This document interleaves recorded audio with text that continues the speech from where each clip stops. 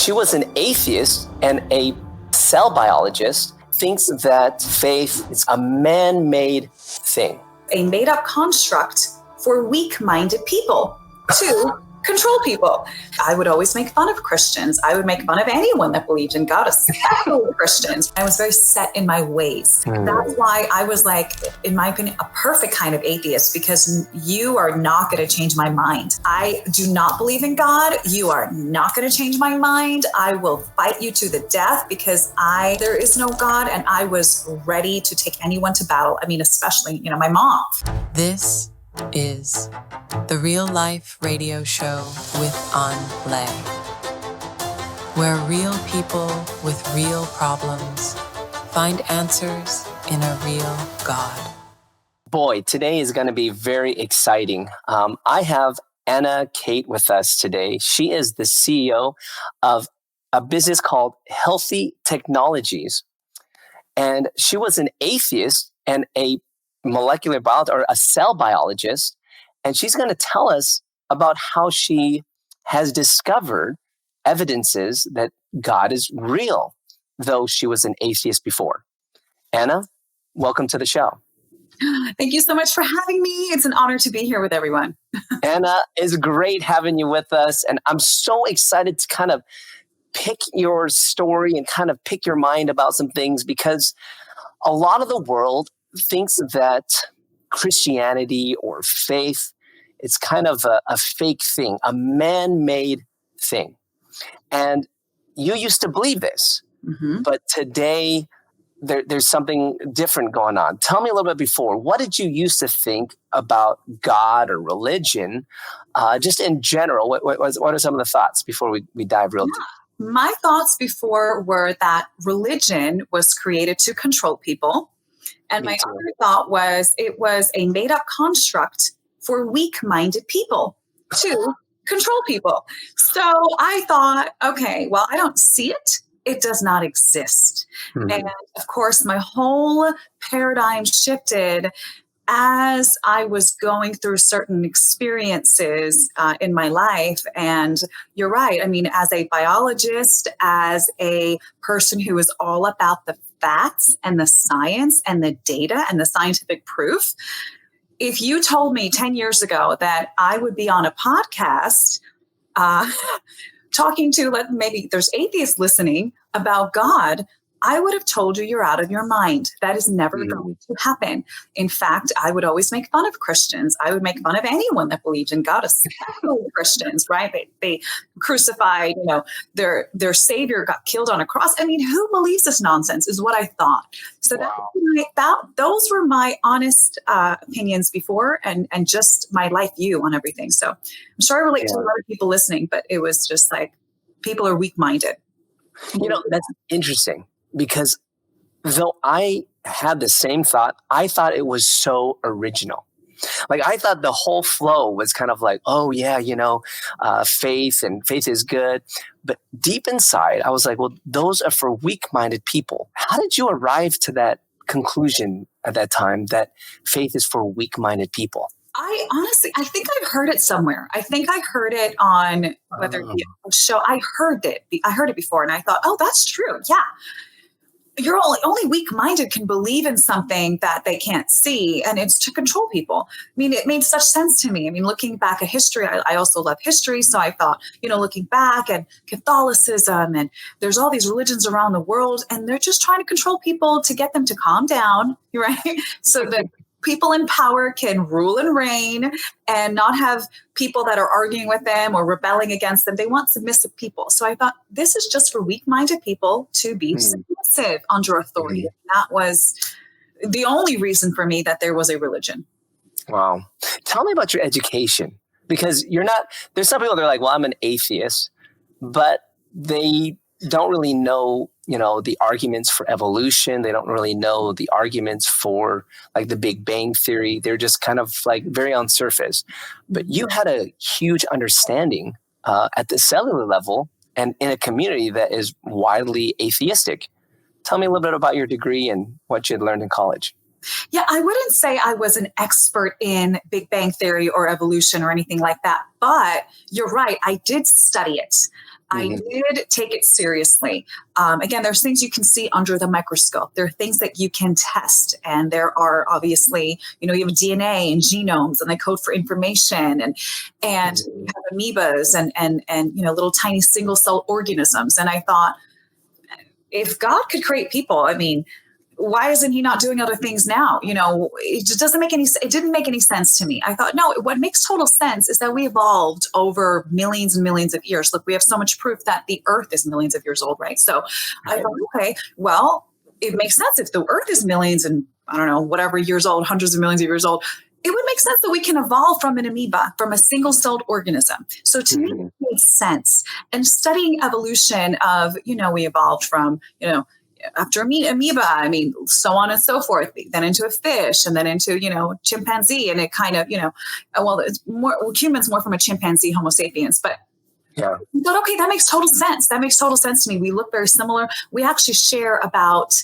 97, almost 98% of the same DNA. So the same nucleotides, which we share a lot of nucleotides with a banana. I mean, it's adenosine, guanine. So you have all these different nucleotides, but the way that you pair them together will code for different things. So, but I and it makes sense. I said, well, we share a lot of, DNA with the chimpanzee. We very much most likely evolved from it. And of course, there are theory of evolution with his island where he was studying, and it made total sense. It's like Darwin and his finches, and Darwin finches with the birds, and how depending which island their beaks would be different. Correct. And that was, and for me too, when I saw Darwin's finches, I was like, okay, see, we see it. It's something that's scientific provable, and God is not provable. At least that's what I thought. And so that's why it made sense to me as well. So it seems like that's what really grabbed you as well. But it's so funny because we're probably in similar types of classes, making similar types of decisions, yet, I felt like it was very original for me to think this way. Did you feel that way too at the time? Yeah. I mean, again, like we're talking about Darwin and his Galapagos Island, where he studied these birds and the movement and the beaks, and everyone is similar, but they've evolved in different areas. So the nature nurture aspect of things, I was also studying psychology. So the nature versus nurture, being raised. And, so it made sense to me that if you're in a different environment, you're going to evolve. And yes, at the end of the day, yes, you could evolve with your environment, in terms of, your digestion, your gut, you're prone to bacteria in a certain environment. You will grow a, resistance over a certain amount of time. So there are, on the micro scale, there are things that you can evolve. But on the macro scale of actually different species, evolving from another species, we can talk about that later. But to me, it made total sense to me just studying just the basics of it. And the more I studied, microbiology and again, cell theory and cell structures and cell functions, I thought, no, it would totally make sense for a single-celled organism to evolve into a multicellular organism. And so it made sense to me. But again, when things happen in life, I started really deconstructing that, and my opinions drastically changed. Well, before we get to that, I don't know how things could have changed, because you had an education that would point you this way, and as well as I. I want to hear your story. How did it start off? How did you even become atheist? Were you born in an atheistic family or something like that? Like, was mom and dad teaching you this? Tell us about that. Yeah. So my background is my dad is Jewish. My mom's Russian. And we was born in the Soviet Union in Russia. And my family immigrated here to America, New York, to an area called Brighton Beach in Brooklyn, very Russian area. We immigrated in 1991, and I was 4 years old. And my family didn't believe in anything. We didn't believe in God. You can say it was an atheist upbringing. Years later, though, my mom, around the age, I think I was at age of 11, my mom got saved in America. So she found Jesus. What do you mean she got saved? So she became a Christian? She became a Christian, yes. Okay. She had, just to kind of give a little history of it, little context, I should say, she was bedridden. She almost died. She couldn't walk. She was also super depressed because my dad, left her for someone else. And we're all all really cool now. But, at the time, my mom was really depressed. And so that depression really affected her body. And it really dried her up. She was like a raisin of who she used to be. She was vivacious and beautiful and lively. And all of a sudden, she's bedridden, 80 pounds. I mean, just bones, close to death, could not walk, could not do anything. I mean, the spirit of depression really came over her. We can talk about spirits later. But to me, my mom was dying. And there was a lady that heard about her, what she's going through, one of her mutual friends. And so she happened to be, a Christian. And she said, well, can I come over and pray for you? And she didn't think anything of it. And why not? And go ahead, I'm dying. And so she came over, she prayed for my mom, and she said, this evening you're going to experience something, a warmth, and you're going to be healed. Again, she told me this, 10, 20 years ago. I thought it was a bunch of nonsense, but I didn't. How old were you, Anna, during this time? At that time, I was like 12. So you're 12 years old. Okay, so you're going into like middle school kind of age. You're kind of discovering yourself, and your mom is bedridden, and your dad has left at the same time? Correct. So that's pretty tough. It wasn't easy. No. And I was a straight A student, and all of a sudden my grades drop, and teachers are going into meetings, and are you okay? A counselor, and you need to talk to a counselor. And I said, well, my parents are divorcing, and my mom is dying. So it was quite traumatic as a kid, but I thank God, because he had such mercy. Sent this lady, and she prayed for my mom. And sure enough, that evening she felt a warmth come over her, and she was totally healed. Now, I can't. And you saw this? I wasn't there. I was in another room with my sister, but in the other room, my mom was totally healed. And at that time, I didn't understand it. She didn't really even say healed. She didn't really talk about the Christian that came. She just said, a friend came over. I feel better. And so I didn't really know what happened. I was like, all of a sudden she's dying. All of a sudden she popped up and she's walking, and whoa, I was just grateful. I didn't know what happened. But years later, I was, an atheist again, studying now biology in junior high school and in high school. And obviously it became my major in college. Love biology, love studying history, and love studying especially anthropology. Wow. Human beings and people and cell biology and all of that. So, when she told me years later, I think she told me when I was like 16 or 17, I was like, okay, I don't believe in God. Something, your body recovered. We have an amazing immune system. Your body recovered. I'm like, yeah, that was not God. Like, okay. And that's fascinating, because let's go back here. When you were 12 and before the divorce happened, did you somewhat believe in God a little bit? Like, what was kind of your inner thinkings as a child? Do you have any memories of just maybe even making prayers to God or anything like that at all? Or was it just, or was Karl Marx kind of talked about more because, being Russian, and that's where kind of all that came from? Soviet Union, you were born in the land of where we don't worship God. I mean, originally, right? That's where Marx came from. You are spot on. Those are two great questions. So I'll start with the one in the Soviet Union. So yes, I was born in communism, but we escaped it.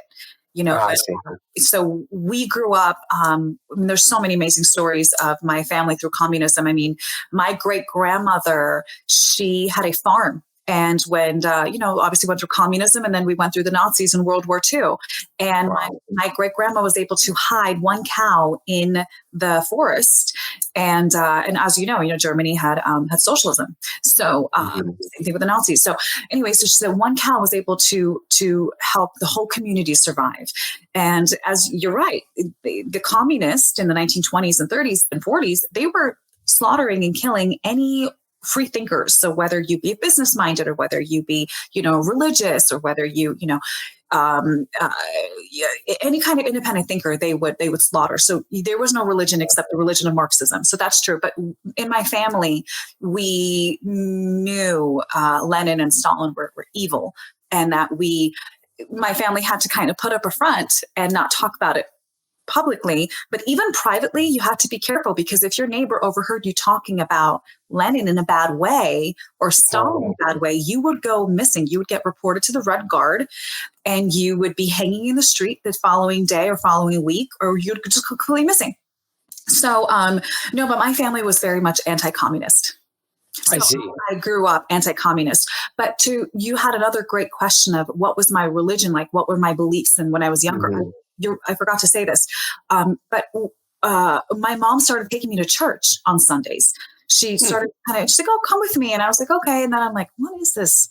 And you know what's funny is that I she grew up Orthodox, so well, not grew up. Oh, yeah, Russian Orthodox. Yeah, so lighting candles, and I praying to different saints, and I was like, okay, this is interesting. I don't believe in any of this, but I felt some peace. I felt, oh, okay, this is kind of interesting. But then I hated going. I'm like, I don't want to go with you. And she goes, no, come with me. And I was younger. I couldn't really make a decision. I mean, I was like 11, 12. So she goes, no, come with me. So I would go with her, and I kind of roll my eyes when I'm there. But interestingly enough, I was kind of fascinated with who Jesus was. Really? Jesus. I kind of believed in him, but then again, I didn't. So it's a weird thing. Like that year or two, like that year or two, I kind of believed, but then I really got into school, really got into studying, and really became an atheist. And to the point where I'm like, Mom, why did you waste my time taking me to that church? This is so stupid. Jesus, I don't think he was real. I don't even think he was a real person. I think it's completely made up. And I would literally mock her, make fun of her, abuse her, really. I was a thorn in her side for many, many, many, many, many years, especially when I got into, high school and college. I was a real thorn in her side. Like, she would be praying, oh, Mom, you're praying to someone who doesn't exist again. You're praying to the spaghetti fairy. Whoa, wait a minute. No way. You just tell her that straight up like that? Yeah, because, when my dad left and I thought, how can God allow a divorce? How can God allow this to happen? So I started thinking, I started rebelling because, again, I think actually it was about like 9 or 10 when my mom really started taking me to church, because my parents divorced at 12, and my dad actually gave my mom an ultimatum, especially as a Jew. He said, it's either me or Jesus, pick one. Oh my God. Okay, so that's right. He's Jewish. Mm-hmm. And so this faith and this situation is what caused this leaving and finding someone else? It was one of the straws that broke the camel's back. In fact, it was like the final straw. It was other things. My dad, again, we're close to him now, and he's, my dad was young and handsome, and looking around and anyway, but he's much more stable now. I mean, he's married, and we're all very, very close. I call him my plus mother. So I'm blessed to have a lot of moments. But at that time, he was kind of looking around. He just wanted to be free, and some men that can't really be tamed. So he was one of those. And so that last final straw that really broke the camel was Jesus. Oh my gosh! Now you have Jesus. You love him more than me. Okay, I'm done. And so he left, and I thought, how can there be a God and allow divorce? How can God allow? So I super rebelled against God. So I became a staunch anti-God. I became a staunch atheist. Was it because he was Jewish, so he believed in the Jewish God, the Hebrew God, right? Did he have a lot of that, or not really? Not really. He was a nominal Jew, meaning he was Jew just by title. Although I do remember my dad would take me every year to Passover. We would celebrate with our family in America. We actually have family in Israel also. But most of my family's in America, New York. So we would celebrate, Shabbat together. Or not Shabbat. Mm-hmm. We would celebrate Pasach, which is Passover together. We were Jews that we didn't do Shabbat. We didn't believe in all of the Bible. We never read the Bible. But we had, one person in our family who can speak in Hebrew, just the few little prayers of, Adonai, Elchai, so they can speak a little bit in Hebrew for just a prayer for Passover. That's all. And just bless the food. So once a year we get together and have Jewish roots, but no one in my family really believed. I mean, there were some people that did, but my dad, no, he was an atheist. Yeah. Okay. So there's a little bit of influence there. Mm-hmm. If your father spoke like an atheist, maybe you would even ask him about things regarding God and things like that. So this is where you're raised. You're raised atheistic influence from Jewish father. Mm-hmm. And then mom becomes this Christian, but then that very religious thing in front of, at least from your perspective at that moment, was the straw that broke the camel's back. That was the thing that caused them to split. So I can see why you would see religion and faith it doesn't help you. It actually hurts you. Tell me a little bit about the hurt that you felt. Tell us the story the day you found out that your dad was leaving or going. Well, first of all, I want to say you're spot on about that. The fact that my dad was such an atheist, and it was very well known. My mom never talked about God. She didn't believe, but she kind of kept it to herself. Her grandmother and her mother did believe in Jesus, and they were Christians. And my great grandmother was the one that heard when there was a gentleman that said the Nazis are coming through. You all have to run away and leave the farm area, or else they're mad. They just lost a battle with the Russians. They're coming and slaughtering everyone. And so my great grandmother prayed, and she said, God, do I leave or do I stay? She has 2 daughters at the time. Remember, the cow was in the woods, and she's got two baby daughters. And she prayed, and she heard God say, go, run. So she left. The whole community thought, they were like, no, we're going to stay. We're going to stay. Thank God she escaped that night, because sure enough, 3 days later, the Nazis came through. I think it was 2 days later. The Nazis came through, and they put everyone in a barn, closed the door, and set it on fire. So my mom heard those stories growing up, and she didn't listen. If she didn't pray or ask God, or she didn't hear that go, run, I wouldn't be here today. There's no way. And she came back months later, and sure enough, everyone was dead. And my mom heard that story growing up. I mean, this is her grandmother. Her mother told her this story. So she believed as a kid. So she believed in Jesus. She just wasn't, saved. She wasn't like born again. She knew of Jesus. She knew that it saved her grandma, and she wouldn't be here without without Jesus. But that was kind of the extent of it. My mom and my dad didn't really talk about God, didn't talk about religion. It was not a conversation of, that they had, especially because my dad was very, very anti-God. He didn't have an easy life, especially even being Jewish. In Russia at that time, there was a lot of anti-Semitism. I mean, my dad had he had something called a red diploma in Russia, meaning you are a high, it's like a super Ivy League, school where he went to. Mm-hmm. He had a red diploma, which means like top notch, like top 1% in the country. But he wasn't afforded the stipend that these other kids got that were, Christian or, anyone that wasn't Jewish. If you're Jewish, oh, no, you don't get a stipend. You don't get a place to live. You have to work at the same time as school, which, at that time where he was living, there was no work. There was no place to stay. I mean, during communism, you're 5 people. I remember we had 5 people in one little tiny not apartment, in a room. We would share a kitchen with other families in other rooms. I mean, we had one bathroom that we shared for everybody in that little tiny apartment.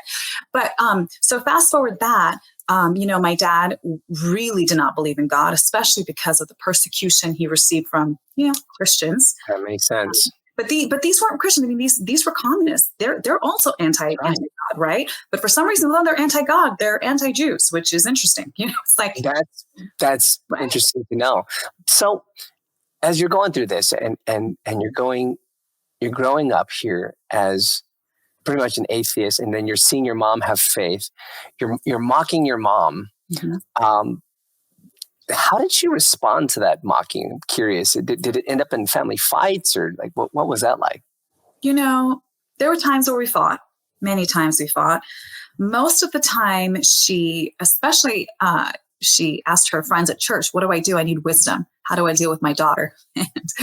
So they would point her to the Bible, which is wisdom. There's wisdom there. I never thought, again, as an atheist, I thought it was a bunch of nonsense. But actually, when I read the Bible, and I thought, wow, I remember reading, I said, there's a lot of wisdom here, especially in Proverbs and in Psalms, but especially Proverbs. I mean, I highly recommend anyone who hasn't listened to it, even as an atheist, even if you just read Proverbs, it is full of really great advice on how to deal with life, how to deal with people, how to live a life where you can really feel peace, and just the right way to live, right? So, but anyway, some wisdom there. So, and in the Bible it says, just don't argue. He says, my people, they don't quarrel, they don't argue. So she learned not to argue with me. She just kind of started to ignore me.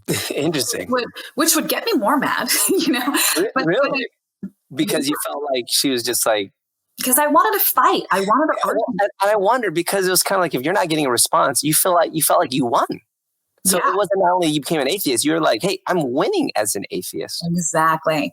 But little did I know, I was such a fool looking back at arguing and mocking her. And there was things, I mean, I said below the belt, oh, this is why dad left you, because you and your stupid Jesus, you know. Oh, yeah. Oh, many times. Tell me more. I want to hear, because, I mean, let's talk about the truth. Because as an atheist, I always thought I was a good person. But then when it came to Christians, for some reason, I felt like it was okay and even good if I would attack them. But then I was kind of a bad person. Looking back, I feel really bad about that. Yeah. You know, what about you? The same way? Like, what were some of the things that you would say to Christians like your mother, or maybe even other people? That's a great question. Oh my gosh, I love your questions. Well, I want to preface this too. I mean, I've apologized when I found Jesus. I mean, I apologized to my mom a million times, where she said, "Okay, daughter, I forgave you. It's under the blood. It's gone. Don't worry about it." But I like really was mortified when I realized, oh my gosh, I was tormenting my mom.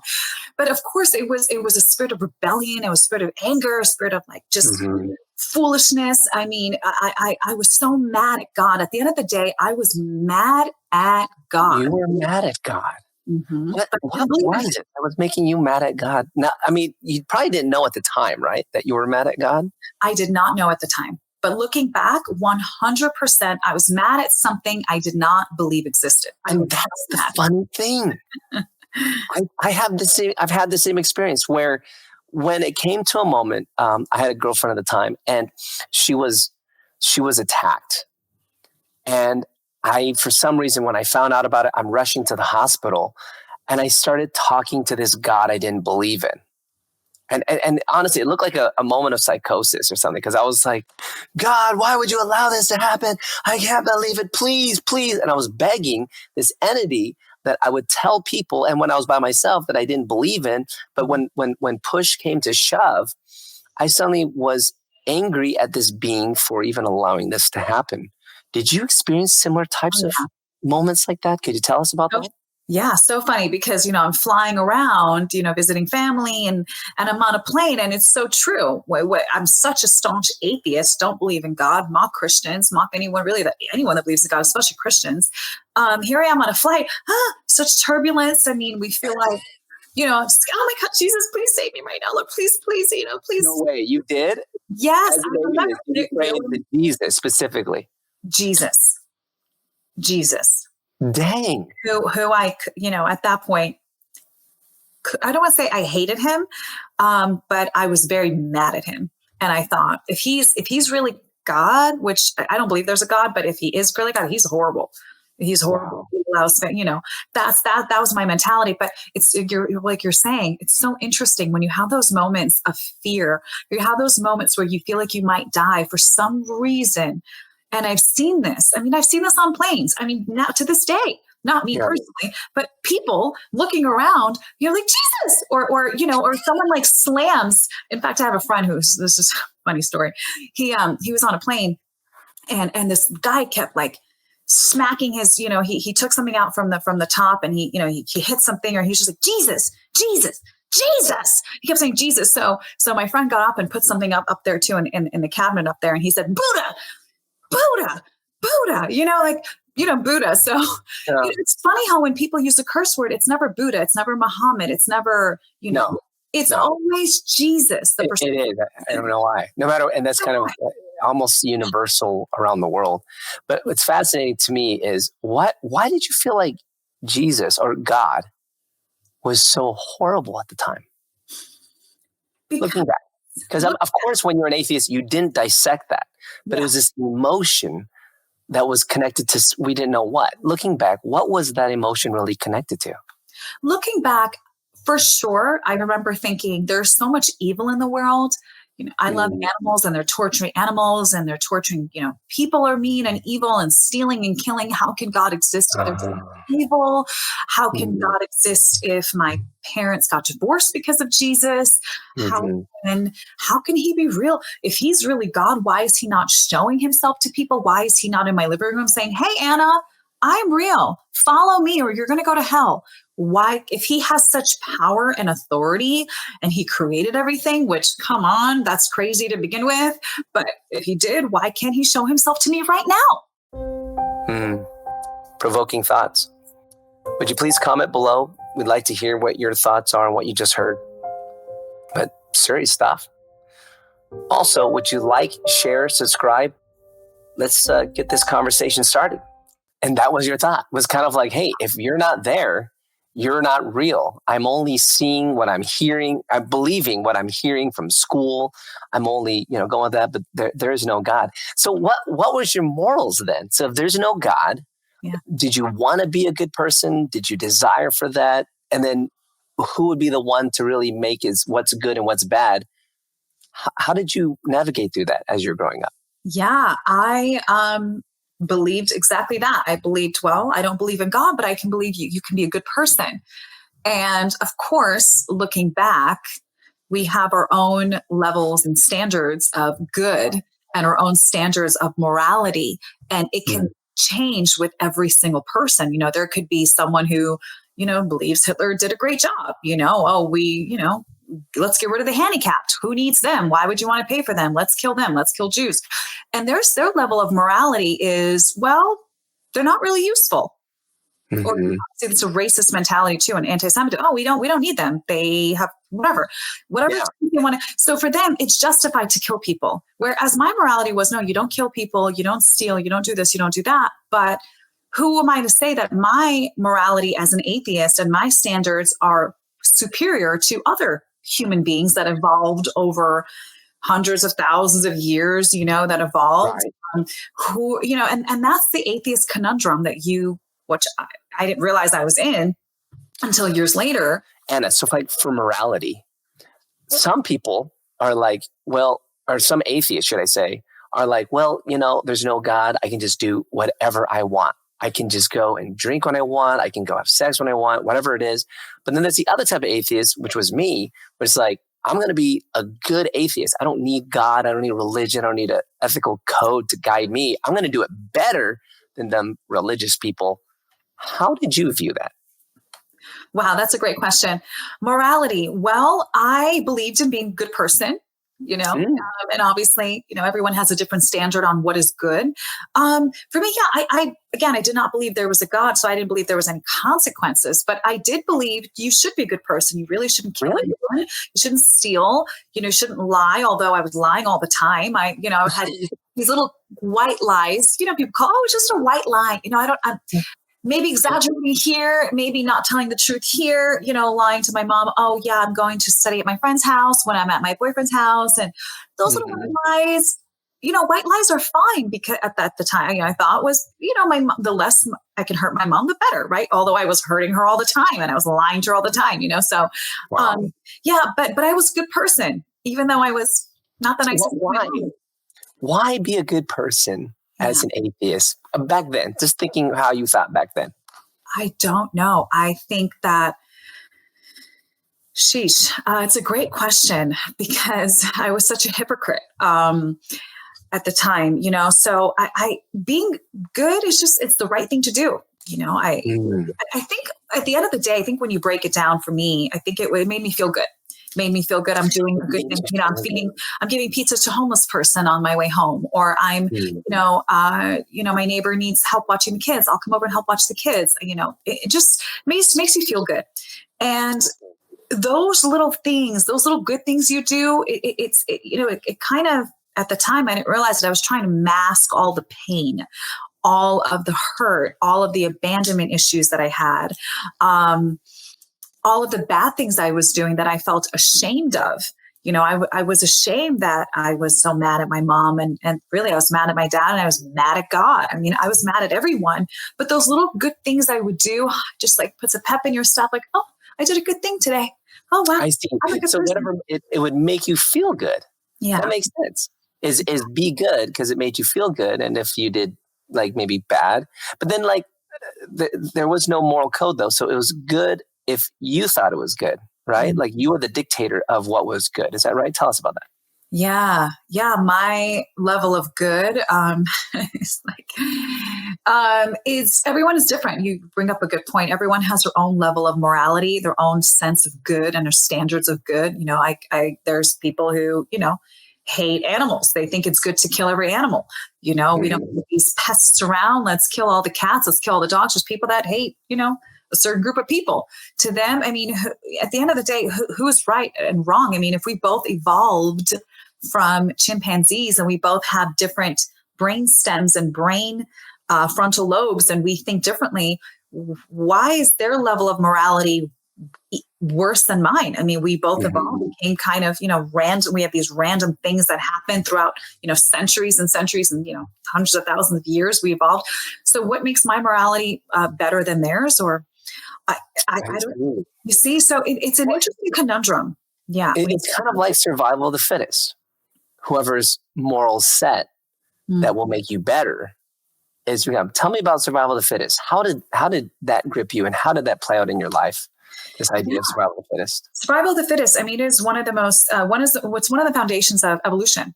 Survival of the fittest. So when you're tougher, when you're stronger, when let's say you're more sneaky as an animal, you can sneak this food and then you can live and the other animals die. And so you survive. So your lineage, your genes, your way of life is going to survive all of the other ways of life that the other animals around you have. So you are the one that are going to carry on the genes into, the genealogy of your species.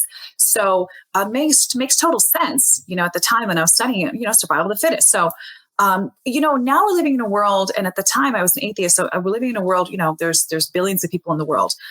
We can all survive with our own kind of way of life, as long as you're not hurting people, whatever you do goes. I mean, you can do whatever you want. You have a short life, but it's your life. You do what you want with your life. And that's what I thought. I'm going to do what I want with my life. My parents wanted me to go to medical school. I don't want to go to medical school, even though I love biology. I want to be a professional poker player. They were not very happy. You became a professional poker player. What made that decision? Because you were pre-med, you were, you were a survivor of the fittest in the sense that you were a great student. You were beating other people in grades and at a high level. What made you switch to being a poker player? And why did that make sense at the time?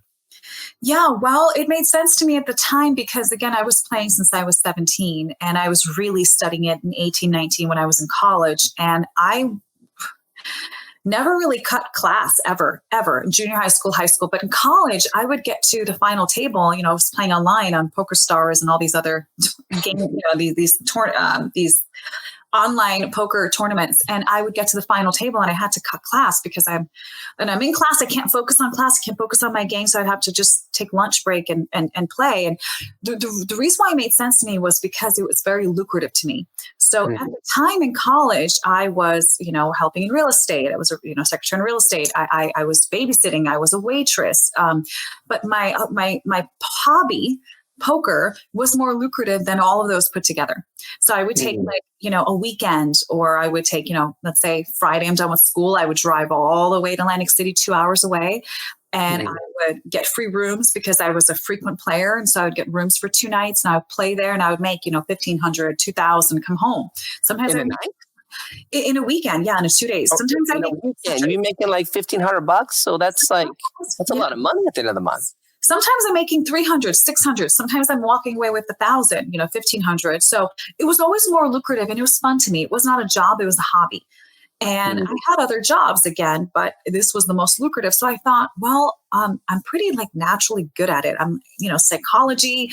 I'm using psychology on the table.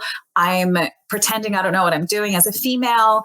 And then I would just study people. I would study people and I was good at it. I just naturally knew what to do in certain situations. And my friends who were professionals said, you should think about doing this for a living. You're naturally really good at the game. How did you know to do that? How did you know to do that? I go, I don't know. I just know that's what I'm supposed to do. So, and that's when I decided to forego medical school and give it a year, maybe 2 years, but a year. I told my parents, give it a year, see what happens with it. If I might become multimillionaire with it, mom and dad, and it might take places. And, and obviously as a female poker player, you get a lot of attention. The World Poker Tour, WPT, they wanted me to be on their show, one of the ones to watch. And so I had a lot of opportunities as a female because there's not many playing, but I didn't care about the acclimage and the prestige of it, I wanted to be the best. I wanted to be the best, not just female poker player. I wanted to be the best player in the world. So yeah. And I just, this was your main thing. Like your parents must have been freaking out. They were freaking out. Right? They were like, no. You've been wanting to be a doctor your whole life. What do you think you're doing? Like you're a cellular biologist. Yes, you have lost your mind. We did not, and they would tell me this, we did not bring you to America to be a professional gambler, Anna. Mm-hmm. On your tax returns, you are a professional gambler. And I thought they were kind of kidding. But actually, when I did my taxes that first year, it was professional gambler. I go, oh, well, I guess I am, but for them, especially, Russian, especially my dad is Jewish, you're expected to be a doctor or a lawyer. Only those are your two options. Yeah. There's no other option but that.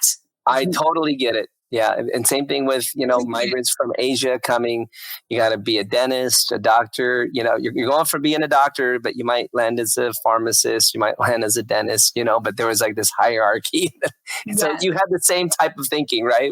In a Russian family. Yeah. Doctor is either a dentist or a medical doctor. Yeah.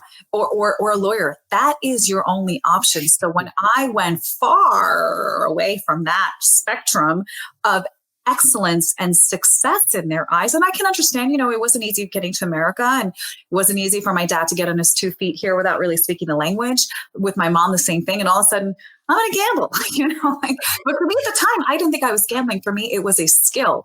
And actually, poker is more of a skill than, let's say, blackjack. I mean, blackjack, there's skill too, but at the end of the day, you actually are gambling. It's like 50-50, you in the house, and you don't know what card's going to come out. But in poker, you're playing against people. Even though there's an element of luck, and there's an element of you don't know what card is going to come, but you're really playing against people. You're not playing really against the house. The house might take $1 out of $40 in the pot.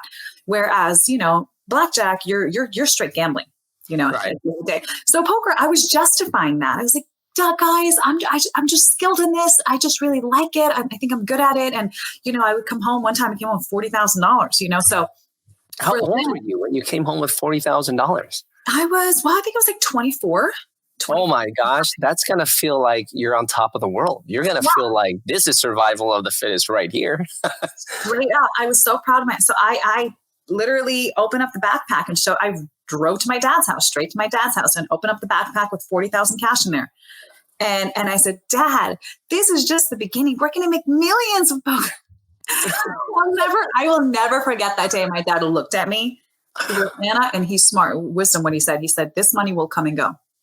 He goes, this is not a stable job. So he wasn't happy.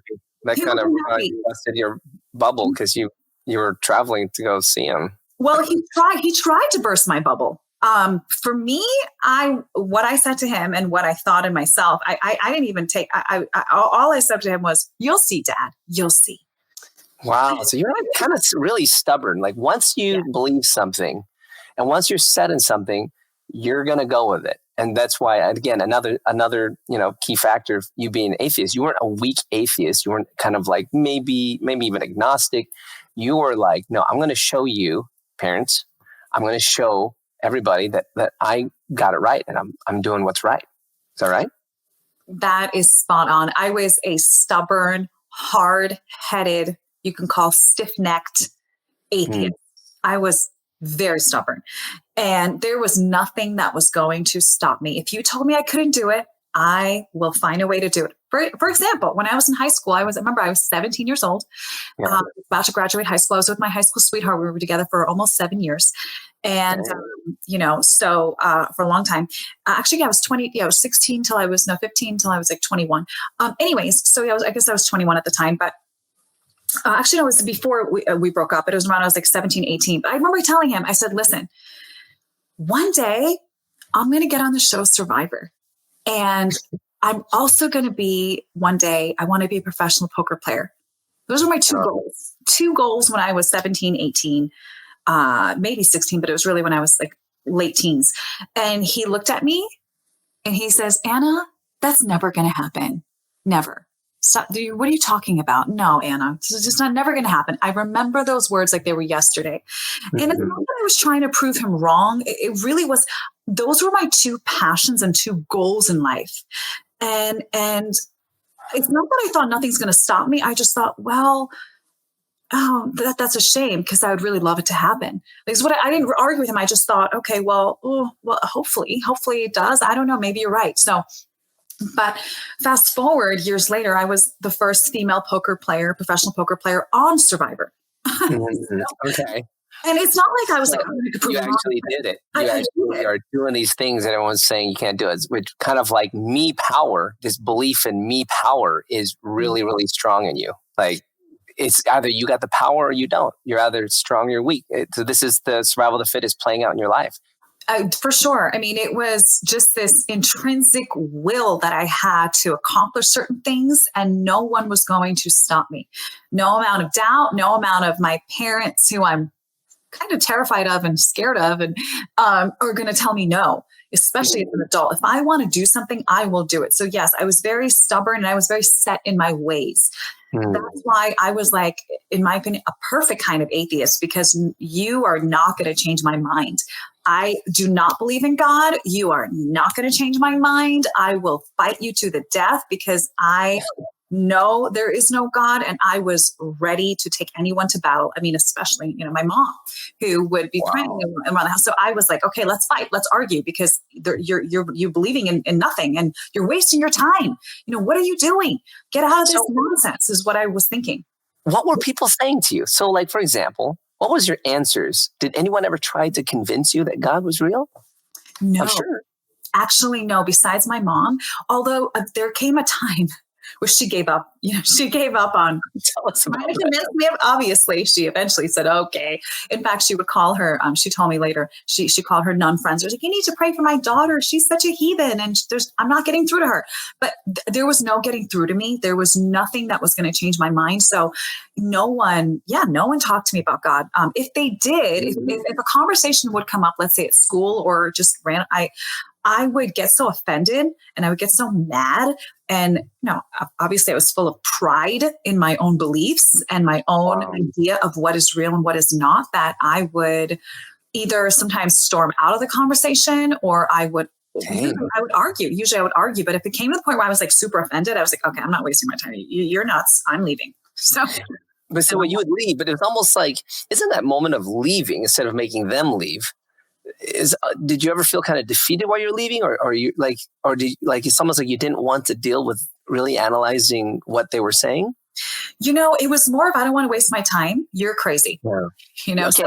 So it was like with the decision. I don't really want to even give you a chance. So you weren't really giving people a chance then. No. I mean, just looking back, though. But then you probably saw Christians as not open-minded. But now looking back, actually, you were actually not open-minded. Is that correct? Yeah, exactly right. I thought they were the ones that were brainwashed, that they were the ones that were so close-minded and stubborn that they cannot understand logic and reasoning and science, for goodness sake. I mean, it's in the science and evolution. And that's, didn't realize at the time, it was actually not exactly it's a theory. That's why it's called the theory of evolution. I know. But, in cell biology and in university, we are taught, though they say it's a theory, everyone lives as if it's a fact. How did you feel science disproved God at the time? Was it just because of the environment around you, or because there was things that you're like, in science you learned, they were saying, this definitely disproves God? Yeah, you learn about, again, evolution, and I should say the theory of evolution, right? You learn about these, all of these fossils that we have, and all of this research that we have, and all of, they had a fin and then they got rid of a fin, and then the whale turned into like an alligator, and, this and that. And so all this evolution over time, we have these fossils that prove it. And we have cells that I can see under the microscope. But you're telling me that something I cannot see created something I can see? Doesn't make any sense. It defies logic. It defies reasoning. It defies a scientific approach to understanding, where we came from and God. I mean, a complete nonsense. Like there's no way something that is not visible created something that is visible. Let's just talk like straight physics. Like that doesn't make any sense. I see. Which is funny, because that was the Big Bang Theory. The Big Bang Theory was, where did matter come from? Where did all of this, the universe, come from? And that was because of, this supernova thing just burst, and things started happening, and somehow just randomness all came together. Mm-hmm. Did you believe in more randomness, or did you believe in like kind of like a destiny in life, or life was just random and it is what you make of it? I think when I was younger, I believed in destiny. But when I got older and I started studying the science, and you learn about entropy, and you learn about the laws of physics, and you learn about enthalpy, and you learn about, all of these, chemistry and physics. And so like entropy is that everything kind of goes more into chaos. So, Right. You release a gas. Delta S. Yeah, delta S. It'll go into chaos. And so, I thought there was like more of an order when I was younger, but when I got older and I really started studying the science, it goes more into chaos. But there's still laws that govern the universe. There's still laws of gravity. There's still laws of thermodynamics. There's still laws of matter. Right. You were saying, right? The first law of thermodynamics is matter cannot be created nor destroyed. Mm-hmm. So again, there's a conundrum there because, well, that's right. I believe in the Big Bang Theory. I'm an atheist. There's no God. But when I started questioning I never thought about it during the time, but years, later, which I know we're going to get to, it was like, wait a second. Where did that matter come from? That it banged and exploded. Matter cannot be created nor destroyed. So those conundrums of like, okay, well, where did everything come from then? What did you think about that as an atheist? Or did you think about those things? I didn't think about those things very much. Sometimes when I was by myself for a long time, but otherwise I'd just be like, I have to tell you, it never crossed my mind. And never was it discussed in our physics class. Never was it discussed in our biology class. No one ever posed that question. So I never thought about it. I just thought, oh, there's a big bang of explosion and things kind of zoop, and the universe kind of came here, and then the solar and all the planets started circling each other perfectly because the gravitational pull. And, if we were just like a millimeter off our whole solar system, it would not be able to gravitate around the sun. It literally, if the Earth is a millimeter off, it will not be able to circle the sun. There's so many like random, beautiful coincidences that happened randomly that, the Earth has the perfect amount of distance from the sun, that we're not crispy critters here, that we're not, like fried little tiny critters, and a perfect amount of our atmosphere, where we have different layers of our atmosphere. We can breathe oxygen, and we have gravity. We're on the ground, and we have all this stuff. And if anything was just a smidge off, randomly was a little bit off, we would not be here. We would not be talking right now. So, but again, those questions never crossed my mind of like, oh wait, hold on a second, but where did the matter come from? What banged? If nothing banged each other, and then there's a bang, and there's all this stuff and all these elements and all of these, periodic table that came about, and the laws of gravity and all these laws of mathematics and laws of science, laws of physics. How? I never went that deep into it. Because that's not something, again, where you can pose that question in a class and then get an answer, because no one really has an answer, right? So, but I never thought about it until a long time later, which we're going to get to. And I was like, hold on a second, hold on 1 minute. I didn't think about that part. So when you're an atheist, and though even you were deep into science and deep into these things, there were these questions that were gaps that you didn't even think about, which is kind of like, since, there's this law, where did this matter come from? Which I was that same way.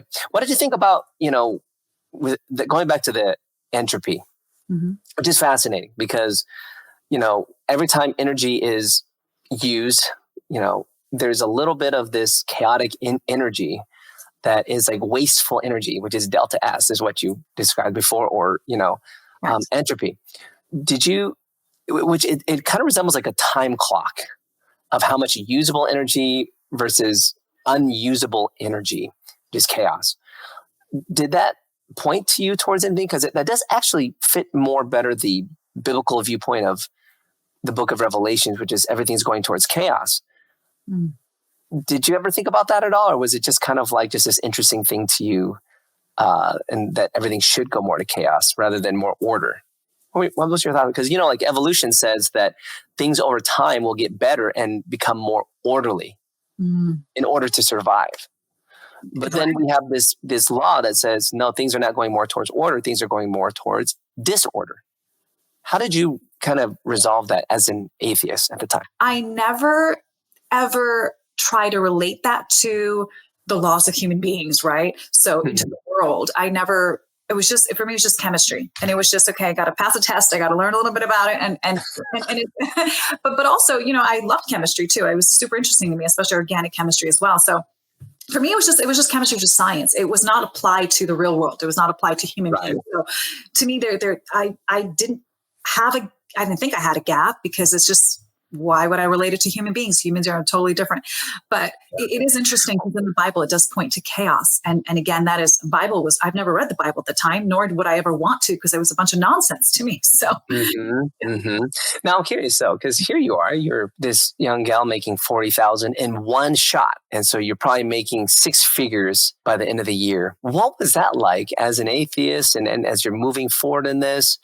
It must have been quite a rush, quite a high, must even more solidified this idea that you are a very powerful person and becoming more powerful. Did you ever feel like you weren't powerful inside, like when you're by yourself? No, I did not. Because again, having skills to play a game where there's not a lot of women playing, there was a lot of attention on me. There was a lot of jealousy. There was a lot of attention. Some of it is gratifying and okay, thank you. But some of it is like, I don't really, I would wear a baseball cap, and I would wear no makeup, and I would wear like a sweater, so no one really pays attention to me, because I just want to play. I just want to be the best. So, and my gosh, there's some pictures on the internet. I'm like, Lord have mercy, man. I wish I could put a little lip gloss on or something, a little eyebrow or something, girl, get it together, So looking back, but at the time, I did not want people to look at me because for my looks. So, anyways, so there was a lot of opportunities for me. So I knew there was something, I had a force, I had a strength, I had something, skill and, some a little bit of looks, so I'm like, oh, I can do whatever I want. And not to the point where I can abuse people or anything. That was not, to me, it was like, I can accomplish whatever I want, because I put my mind to it. It will happen. Look, I had my, again, high school sweetheart tell me I'm never going to be doing this. And here I am. And here I am on Survivor. And, my friends are telling me, he's like, holy moly, she made it on Survivor. She's a professional poker player. Like, whoa. She's not a quitter. She's not going to stop. Yeah. But it wasn't like I was like, here's the thing though, I have to say, it wasn't like I had to break doors down and I had to really like fight for myself. It all came so, I don't want to say on a platter to me, but I tried out on Survivor one time. It was my first I got on Survivor. I mean, that is unheard of. I was online with people. I was on a 6 hour. This funny enough, and this is a story. I'll just tell you this quick story. So I was playing poker. I was in Atlantic City. All my friends know I'm a big fan of Survivor. I'm a super fan of Survivor, right? Wow. Love the show. Watch us and talk about it all the time. My friends were like, can you stop talking about poker? So, but they knew that there was a casting call for Survivor the next day for the show. And I thought, and he called me, he goes, you should go did you know this is a casting call tomorrow in Caesars Casino? I go, no. So I ran there the next morning, and it was, I kid you not, there was a 6 hour line of people, and the line would snake around the whole hotel and up and down and all around. I'm on the 6 hour line. There's hundreds. I mean, there's thousands of people, right? So I didn't know that there was other hundreds of thousands of people trying out all across the country. I mean, I had an idea, but I didn't realize 6 hour line. I mean, sheesh. So, and I was talking to people that tried out on the show for 10 years, 12 years, 6 years, 4 years, 3 years. Not one of them got a phone call. Not one of them got an email back, nothing. And I thought, oh gosh, I am probably wasting my time here. So, but I wanted to give it a go. But for me, naturally, it was perfect for them because I was playing a game for a living. So I stood out, right? So I have a little bit of a different kind of, I'm playing poker. So, when they asked me the question, why should you be on Survivor? Why do you think you be good on Survivor? Well, because I play a game for a living, and there's a middle game, beginning game, middle game, end game. There's strategies along, the whole game, and you have to evolve, you have to adapt, you have to, I talk to people at a poker table. They're all different nations, different languages, different barriers, right? So, but we can all get along and play a game and have fun, and but I'm analyzing. So for me, it's like what I was doing was perfect for them. So it wasn't hard to get on in that way, right? So it wasn't like I had to fight for what I really. I wanted to do it, and it would happen. And it was That's because amazing. I was in the right place at the right time doing the right thing. So right thing, right? Well, I mean, it was your dream. This was your dream, and here you are. The doors, it's like it just opened. It just opened for you. By the way, you waited the whole 6 hours? I did. Oh, of course. I waited 6 hours. I looked at the clock. I know it was 6 hours. I was there. I had the thing on. But what's okay? funny, So you didn't so you actually waited this whole time, and then that is quite a weight and strength there, right there, of determination that you had, and then you make the show. But you have to think about this too. 6 hours, not just with people that have been trying out for the show for 12 years. Oh my years, gosh. talking the whole time about, oh my God, I want to be in the show. Like, what do I do? What do I do now? Like, how do I?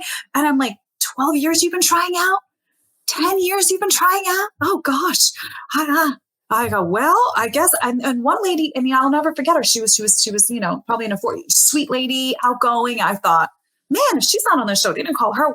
What makes me think they're going to call me? I mean, those were running through my mind.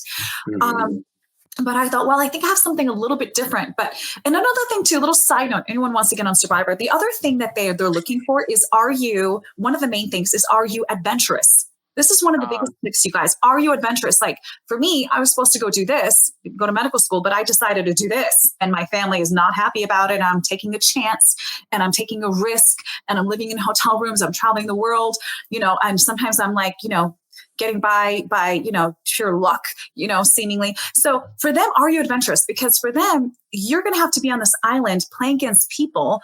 And this is what they told me verbatim. They said there's couch potatoes that will say, oh yeah, I'm going to do this risk and I will vote him out and I will do this. But then we ask them, have you ever done it in your life? Have you ever taken a risk? They go, no, I'm just kind of go from home to my living room and I think I could do it. For them, they need to see proof. Yeah. I was living a very, very risky, to me, I didn't think it was risky at all because I was just not always winning, but I, at the end of the day, would be more on the black than the red. But for them, it was a risky lifestyle. And for them, it was perfect. So I'm curious though, so being an atheist and risk, that can be a scary thing because you're relying on yourself. For me, I was not comfortable with risk as an atheist. You somehow were very comfortable with risk. What was it as an atheist that made you comfortable with risk? Because risk is everything's on you. There is no anybody else. And if you make the wrong decision, it's all on you. There is no God, there's no backup, there's no anything, there's no crutches. Mm-hmm. How did you deal with that as an atheist? I think in the back of my mind, and I know for sure, I thought, okay, if anything, I have a family. Like, thank God. Like, if anything goes really, really bad, I won't be homeless. Like, I'll call it my mom or my dad. I'll say, can I come home? And they're probably going to let me in. And especially my mom, I know she would. So that was in the back of my mind. If it doesn't work out, I'll go to school, I'll go to medical school and so on and so forth. And I'll just, work again and do all the things to get me through it. And I told my mom at a young age, with my sister, she had to pay for her college. And I told her, I said, listen, you're never gonna have to pay for my college. I will support myself. And when I got to college, I had a ton of scholarships. So my mom, and financial aid as well, because we weren't really making that much. My mom wasn't making that much on paper. So I had a lot of financial aid, a lot of scholarships. So she never had to pay for me. And, so I always knew in the back, there's a place I can go. And unfortunately, there's a lot of people and a lot of atheists out there that don't have a place to go. They don't have a backup plan. They don't have a plan B. They're living a risky lifestyle. And even though I was kind of disconnected from my family because I was so engrossed in poker and I was so engrossed in Survivor, but mostly poker, because I got on the show Survivor. Okay, that was great. But now I'm back in the world of poker. And I was studying 24/7. I mean, we literally barely slept. You're learning poker all day. You're playing poker from 10 a.m. to 1, 2, 3 in the morning. You'll play a final table. Then you have day 2 tomorrow, whether in person. I was mostly playing online at the time. I was living with my second main relationship was my poker player that I was with for, we were best friends for 2 years and then dating for 4 years. But yeah, so I was engrossed in it, but I didn't think about the risk. I just thought, I was so positive in myself that I'm going to make it work. It's going to happen for me. Even if I fall down, even if I lose nonstop, I will continue to learn the game. I will figure this out. I was so trusting in my own abilities. And unfortunately, you learn your abilities can sometimes only take you so far. You learn, I learned along the way that I can't control everything. I can maybe control what I do, but I can't in poker, even if I'm extremely good and made every perfect decision with poker, there's still that 20, I would say even we kind of call it about 40%. It's like 30-40% luck. So you can play the best game and I have aces, I'm all in and you have a pair of kings and we're all in. I got the best hand. I'm ahead about 70-30. Well, actually it's even more. It's like 80-20. I'm going to win like 80% of the time, maybe close to 90% of the time. Right. But if a king comes out on the flop or the turn or the river out of those 5 community cards, if a king comes, I lose. So even if I played the best game, I cannot control the cards. I cannot control certain things in my life that would happen. There were things that I couldn't control, but I always thought, okay, it's okay. We're going to figure it out. We're going to figure it out. Okay, this doesn't work out. I'll do real estate. I can do that on the side. I can do. So I always had things I thought, but I never really let myself go to the point where I'm like, wait, I'm really, really risking everything. I'm wasting my life on this game where it is full of risk and it's always going to be full of risk. Like there was I didn't realize it then. And I didn't want to let my brain go there because for me, it was such a desire and a passion for me. And I would also kind of say it's also a stronghold. I was so enveloped in the game. There was nowhere I was going to go. It was only by the grace of God I got out of it because I didn't realize it, but I was so addicted to it. Yeah. I mean, you're like a professional sports player. All you could think was poker, going from science, which you're doing just to be like a doctor and you're learning all this stuff. But now you're in something like, I actually like this. This is me. This is my identity. I loved it. And when I fall in love, I go all the way in. And I was, all in with poker, pun intended. I was all in. I don't care who I had to lose, what I had to lose, relationship I had to lose. Even if it was my boyfriend had to lose, when I'm in love, I go all in. And I never got like whatever it takes to get to the goal, no matter who I might have to step on or who I might have to beat kind of thing. With poker, it's not like you have to step on people. It's skill over skill. So it's whether you're a female or here's the thing. I'm also, obviously you can tell, very competitive. Like when I was in high school and college, I played a lot of sports. I played basketball. Started basketball, but softball, handball, volleyball, tennis. I was very active. I was very sporty and I was very competitive. So if I play something, I want to win. So, poker, I love poker because I don't have to just play against the women. I can play against the men and I can beat the men. And so I was so excited to be able to beat brolicky men or skilled guys. I mean, I wanted to crush them. So for me, it's not really like stepping on them. It's more of a skill. It's more of a sport. Right. Yeah. And when I say I would show that you're better. Right. And for me, it's not like I would kill someone to get there. No, I wouldn't. So it was a game. I would do whatever it takes in the game. And what it takes is a lot of discipline, a lot of studying, a lot of time. The game of poker is always evolving. So you always have to study. You have to study. And there's a lot of resources. And now there's more resources than ever where there are professionals that go over these hands that are played on final tables and, really, really great tournament competition, and they would go over these hands. They would go over, okay, what is the game theory optimal move here? If you have this hand and that one has this hand and you're in this position, you have this many, there's so many things to think about. You think about the chip stack. You think about how many people are left in the tournament, who is on your table. You have professionals, amateurs. How much chips do they have? What position are you in? Okay, what hand do you have right now? What happened before this hand? There's so many mathematical things to think about. It's a skill, and it's a constantly evolving skill. So for me, it took all of my time, and that was what I was putting into it. So Anna, let me ask you a question. How did being so stubborn, so strong, how did you get to the point where you came to changing that thought? How did something happen in your life for you to suddenly be open to faith? What happened? I think, funny enough, I think that shifted everything for me was when I actually got on Survivor, when I actually filmed the show. And on the show, you're there at the time. I think they changed it now. I think it's, like 20 days. But when I was there, it was 39 days. So 39 days, I did not have my cell phone. They took away everyone's cell phone. Wow. You are, immersed in the game, however long you're on it. I was on it for 2 weeks, 13 days on the show. But you're immersed in this game. You're immersed in the elements. You're immersed in, it's a real game. Well, you're surviving. And just for those who don't know about Survivor, so it's a show. But there's a real element where you are thrown out there to survival of the fittest. Is that right? Tell us about what the whole goal was. Yeah, the whole goal is to be the last one standing. And okay, so the whole goal is, okay, you have two or three teams. Let's start with two. I had three teams on my show, but let's do two. You have two teams. You want to get to the end and win the $1 million. Okay, that's the premise of the show. Now, these two teams compete for immunity. Actually, first they compete for rewards. So maybe you're fighting for and playing for coffee because you have no coffee there, or you're playing for food, right? So you have a reward challenge, and then a few days later you have an immunity challenge. So whoever team wins is immune, and then this team that loses, they have to vote someone out.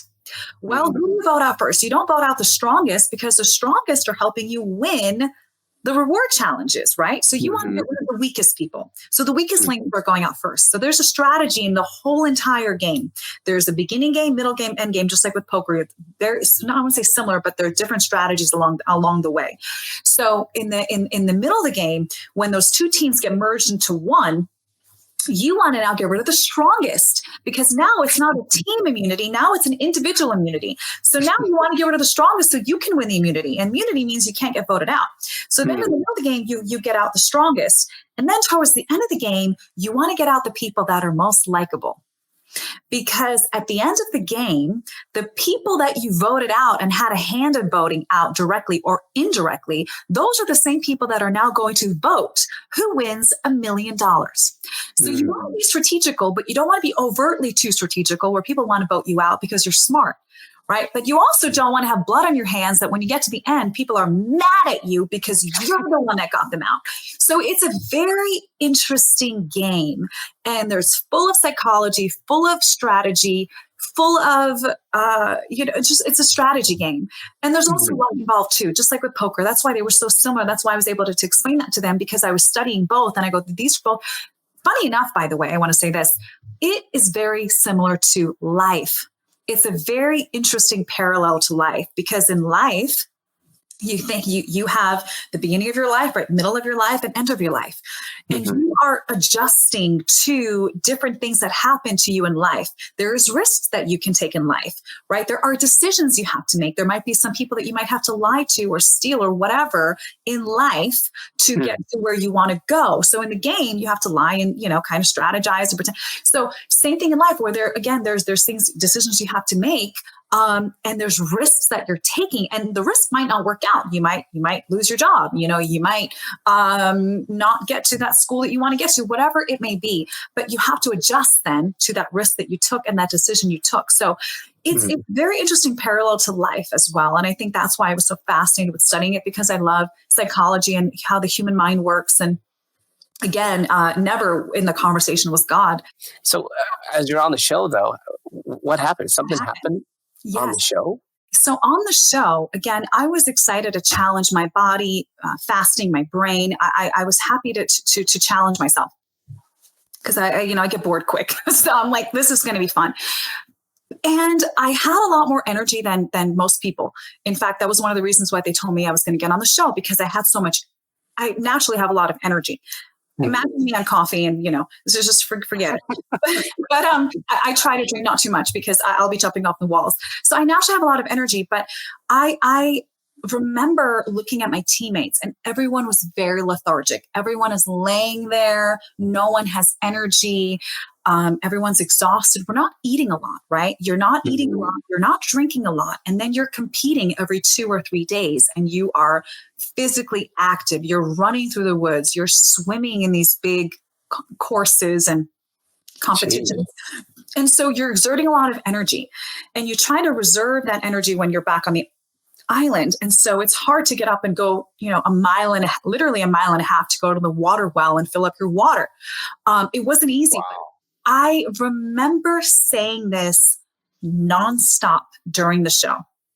And what I kept saying, it wasn't aired on TV, but my teammates remember this.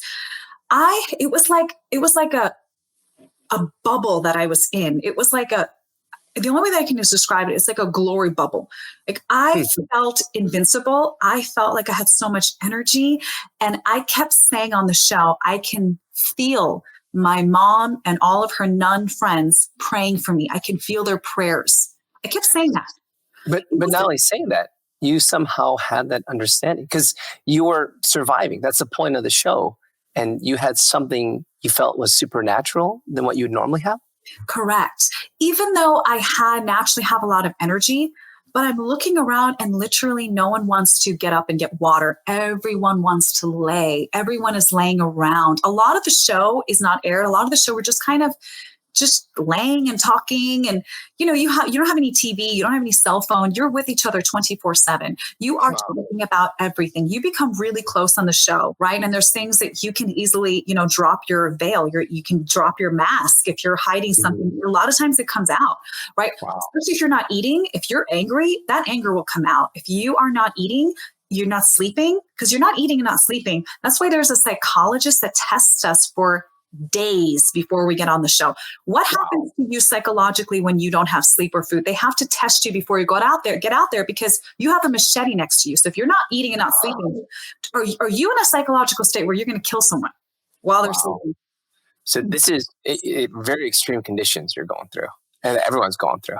I wouldn't say they're extreme. Okay, yeah. People are like, okay, no food, no water. That's extreme. Yes.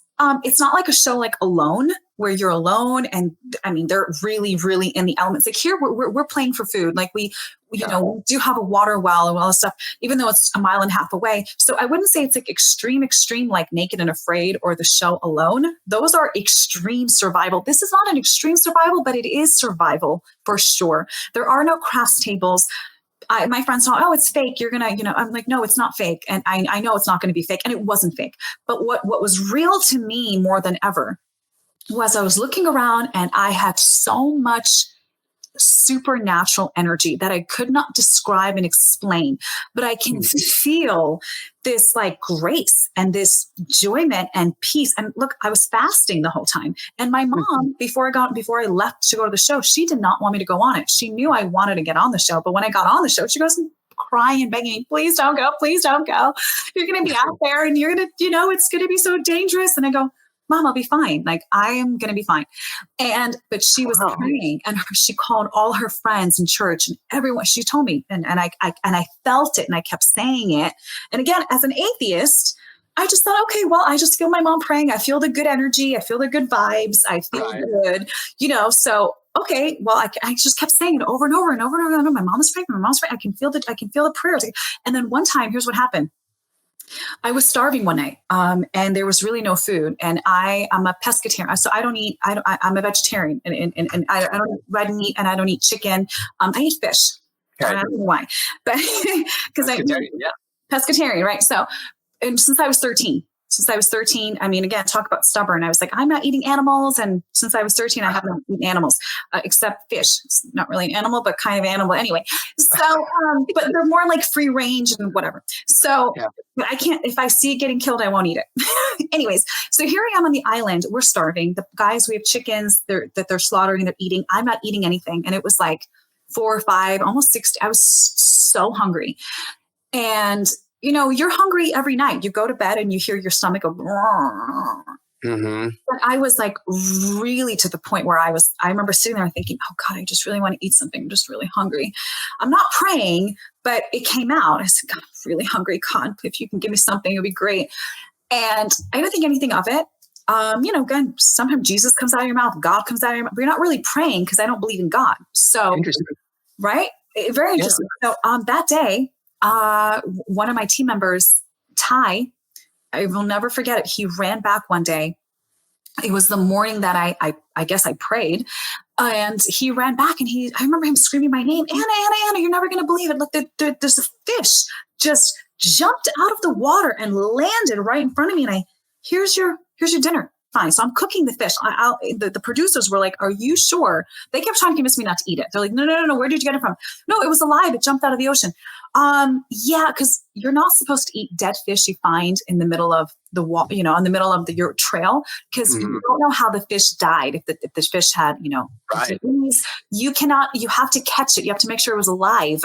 But this living fish, again, was not in the book. So I go, no, I'll be fine. No, Anna, please, we recommend you not eat it. It's not in the book. It could be poison. No, I'll be fine. I literally I was so hungry. I didn't care if it was poison to kill me because I'm starving.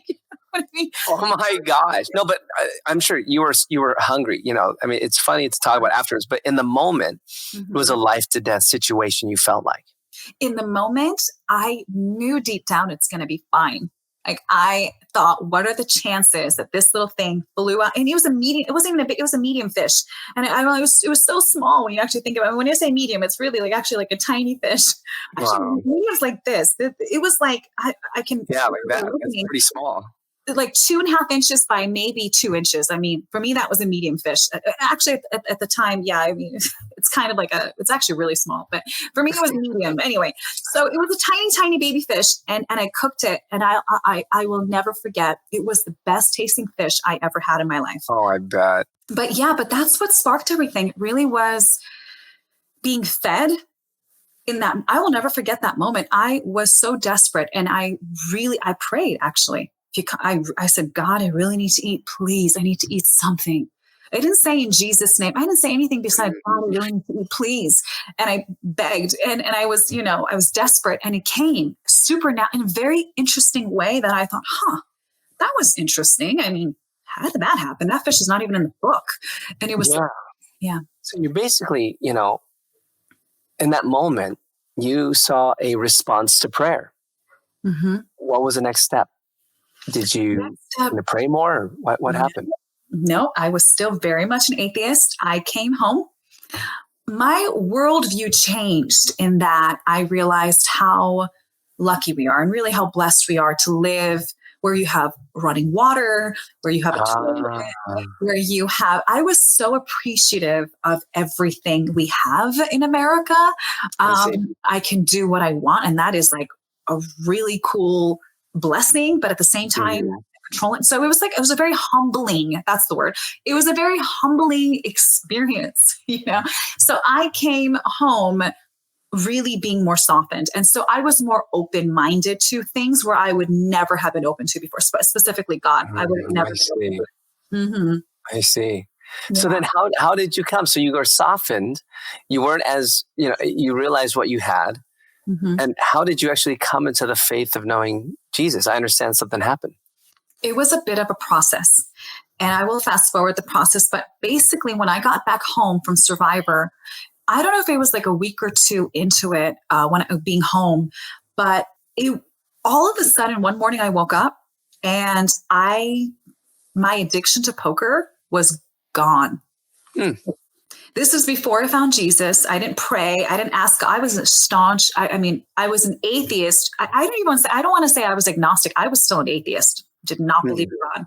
In fact, the person I was dating at the time was like a bigger atheist than me. Like he was super atheist. I mean, he would argue more than me. And so funny enough. So anyway, so I one morning didn't want to play poker anymore. And it was the weirdest thing because it was like my addiction was cleansed. I just didn't want to play. And he didn't understand it. And I didn't understand it. And I just said, listen, I just don't want to play. He goes, well, it's crazy. What do you mean you don't want to play? Come on, play. And so I would open up a computer and I would play an online tournament and I would lose. I kid you not. I remember those 3 times I opened up my computer and played. I lost royal flush to straight flush. I lost quads over higher quads. And then I lost another straight flush over higher straight flush. And he was there to witness it. It was the most unlikely. I mean, talk about a billion in a billion hands versus a billion hands. Yeah, well, it's basically like a closed door. Oh, and yeah. You're feeling like this closeness. Like instead of this randomness, you're feeling like an orchestrated closeness. Exactly. I feel like it's not even that I don't want to play. I have such a like I really, really, really don't want to play. And the moment I opened my computer to play, it was like the worst hand, I should say the most unlikely hand, the most rare hand versus rare hand. And I thought, and I closed it. See, I told you I don't want to play. And he said, okay, this is crazy. So then I waited another month and he goes, come on, you got to play. You got to earn, you make a living. And he, he's paying for a lot of food and this, and we were both doing well. He was doing really well because he's really, really good and playing the bigger tournaments, bigger stakes, bigger risk, bigger money. But rewards, I should say. And then so he it wasn't like, oh, come on, work to make money, but you do need to work to make money. So I was like, yeah, I know. So I would force myself to play. I'm like, okay, I'm good at this game, but why don't I want to play anymore? This is so weird. So I have this internal battle. And I said, okay, Anna, you have to make some money. So I opened the computer. Another, a month passed by. I played, not kidding, first hand. It was like a straight flush over a straight flush. And he was right next to me. He said, and I was out of the tournament. And he goes, that's crazy. Not only happened one time, it didn't just happen, it happened 3 times like that. And I slammed my computer and I go, no, I'm done. I don't want to play anymore. I'm telling you, this is so weird. He goes, well, what are you going to do? I go, I don't know. Maybe I'm going to go to medical school, I guess. I don't know. I don't want to play anymore. Sure. And so that went on for 6 months. 6 months I didn't really play after I got back home from Survivor. And those 6 months, well, what do you do with your time? Hello, you're normally on your computer playing. What do you do with the 6 months? Well, I ended up being bored and I went on YouTube and I was just watching YouTube videos. I mean, this was the kind of the time where YouTube was out there, but it was like, I just never really watched it. Now it's like the thing. Yeah. But then it was like, not really everyone's watching it. Everyone's, it was just, sure, there were some vloggers. For me, it was like just bored. And so I ended up stumbling upon some videos where there were Christians talking about how they used to be witches and they were ex-witches and they were seeing demons and they saw hell and all this stuff. And I go, if you've enjoyed our content, would you like, share, subscribe? Help us get the word out. Maybe you have a friend who's like, gosh, I'm dealing with this problem. They might find the answer right here. So share, change the world with one share at a time. Witches and demons. Even though I went to church a few times as a kid, and I was an atheist, right? I just thought, And then there were some videos of people that were demon possessed. And then I was like, deep, come on, that's crazy. Demon possession. Oh, come on. But, right. but then their voice changes and they're talking like an older man in a woman's body. And and the voice is saying, I'm using her to destroy her family and all these secrets that no one would ever talk about themselves in publicly in front of people. I did this and this to destroy my wife and my husband. And I go, that's weird. And so I started looking up, demon possession, started looking up, stumbled upon near-death experiences and people that died. And you guys, I was blown away to find out, again, as an atheist, that there are millions, not 1, not 10, not 100, not 1,000, okay, 2,000, 10, millions of near-death experiences where people share that they died, and not just like, okay, I thought, oh, maybe your brain is just kind of making signals inside when you're about to die. Really, no, these people actually were clinically dead, and their spirit. They said that they saw themselves, their body from above ground, and watching, and they were able to actually. There were actually some clinical trials they're not clinical trials, but there were scientists. There's some great books out there you can look up, or you can read the book Imagine Heaven or Life After Life, another really good one. This was before I read the books, but I was like, well, these doctors they're dead. And they're verbatim can tell you exactly what the doctor had white shoes on. He forgot to cover his shoes. My grandma was in the other room. This nurse was here. And the people came back. They would tell the nurse, oh, I saw you talking about this and that. And they're, how did you see that? You're in the other room and you were dead. DEA, dead.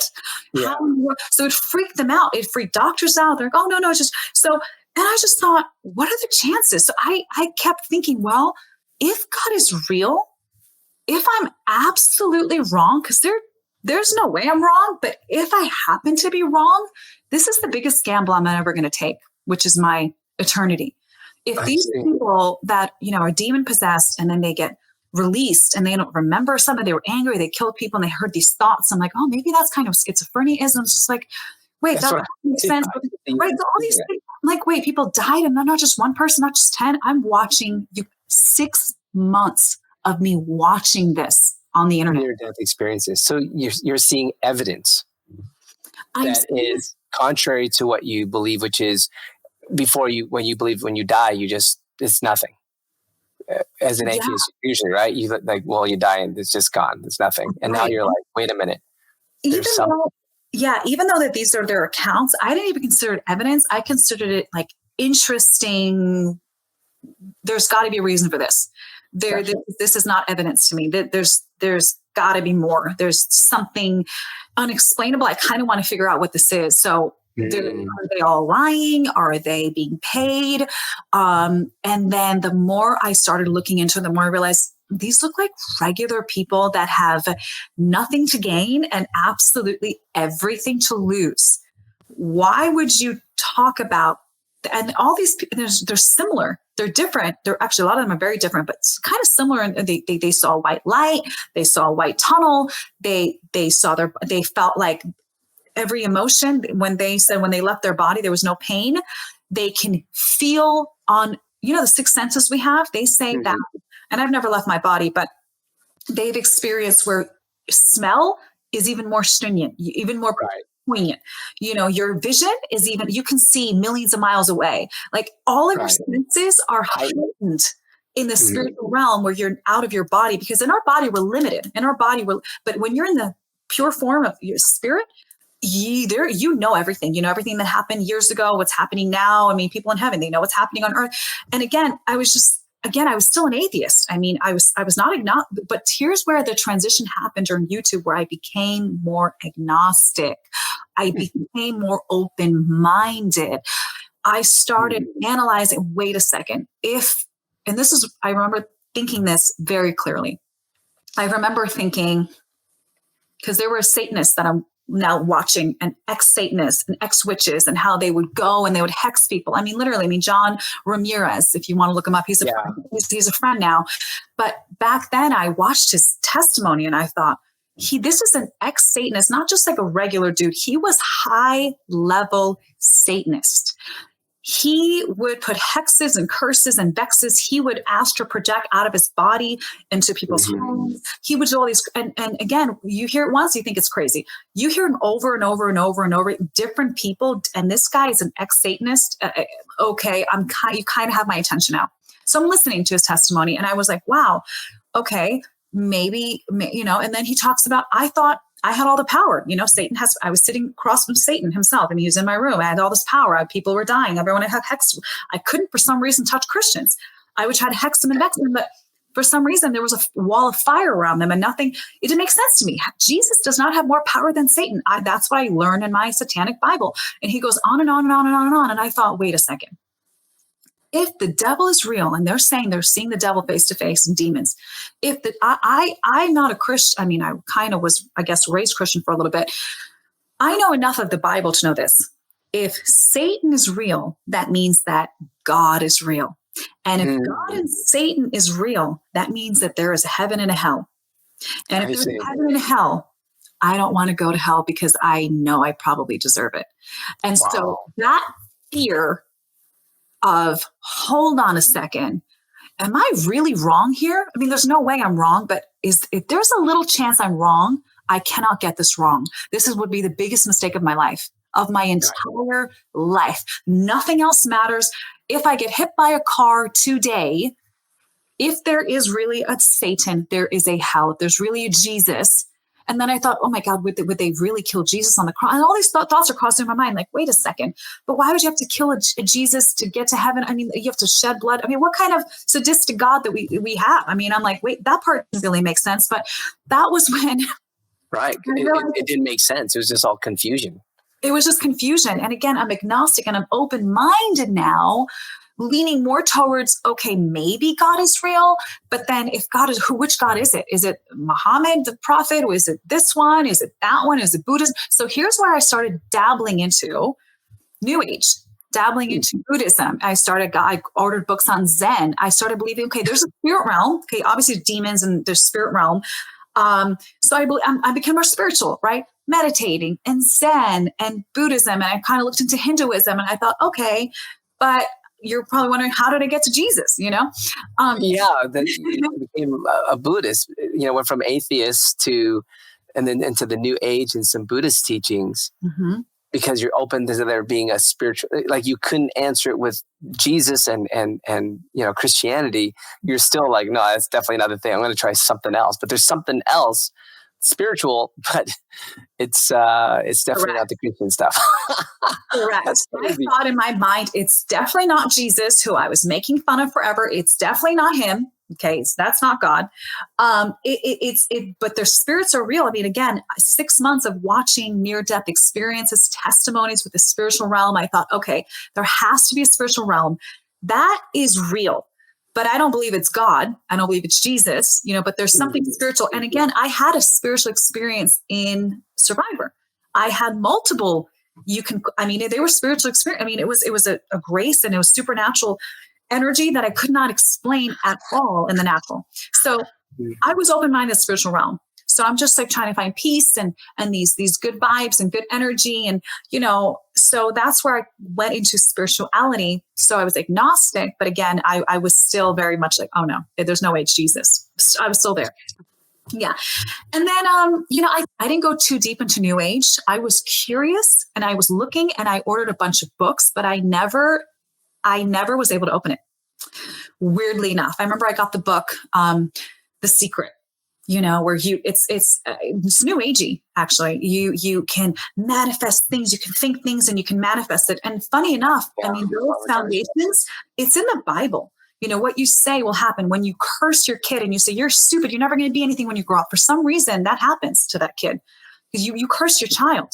Things that I never thought about, that words have meaning and words have power in the spiritual realm. So, but again, I was interested in the spiritual realm, but I couldn't get myself to open the book. I was like, oh, I'll read it tomorrow. That was the Lord that protected me, because how I go all in. Yeah. I would have went all in the New Age, and I'm glad I didn't, because there's a level of truth in there, but there are so many lies. It's like truth covered in lies, which really is a lie at the end of the day. You want to go to the source, the truth. And how did you find that Christianity was the truth? Because some people would say objectively, that's not the truth. Mm-hmm. How did you find this thing that you fought so hard against to be the truth? Yeah, it was an encounter I had with someone who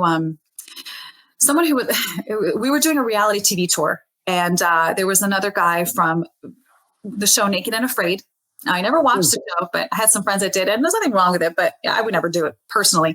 But hey, people do the show. So, but he's actually one of the big stars of Naked and Afraid, and he's a Christian. And I didn't know that. And it did, again, years ago, if you tell me you're a Christian, we're going to argue, we're going to fight. Because I was more open-minded. And in fact, about a few weeks before I went on this trip, I was in my lowest place in my life, because here I am 6 months not playing poker and not wanting to play. And I'm on the internet and I have all these thoughts and questions running through my mind. I looked around and I realized, okay, I'm in a relationship where I shouldn't be in. And we're still friends, and I love his family. I'm very close to his family. I mean, they're family to me forever. But at the time, I'm like, okay, we should be friends, not in a relationship. It's just not working. I'm stubborn. He's stubborn. Oh my God, we're going to kill each other.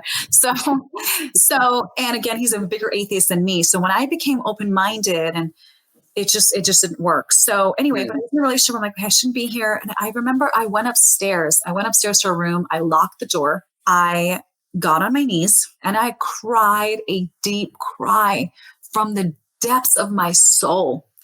I just cried. And I said, what is happening? All my whole paradigm of this whole life is being flipped upside down, because if there's a spiritual realm and if there's Satan, that means that God might be, what is happening? What is going on? I'm an atheist. I am a staunch atheist. Why am I questioning now if maybe God is real? What is going on with my brain? What is going on? I'm not supposed to be in this relationship anymore. I just knew it in the core of my being. I'm not supposed to be here. I'm supposed to go home to my family. Like what? I feel lost. And that was exactly what I said. I got on my knees and I cried and I said, okay, God, I'm starting to believe you're real. Wow. I have 3 questions for you. 1, I remember this like this was today. And I said it out loud. I wasn't in my head. I said it out loud. If anyone was listening to me, the door out, they would hear me. I mean, I'm crying. I'm sorry, I believe you're real. And then first I said, 3, I have a question for you. Okay, 1, what do I do with my life? Because I am lost and I know I'm not supposed to be where I am right now. I mean, I said it out loud. Mm-hmm. What do I do with my life? Okay, what am I supposed to do? I said, are you real?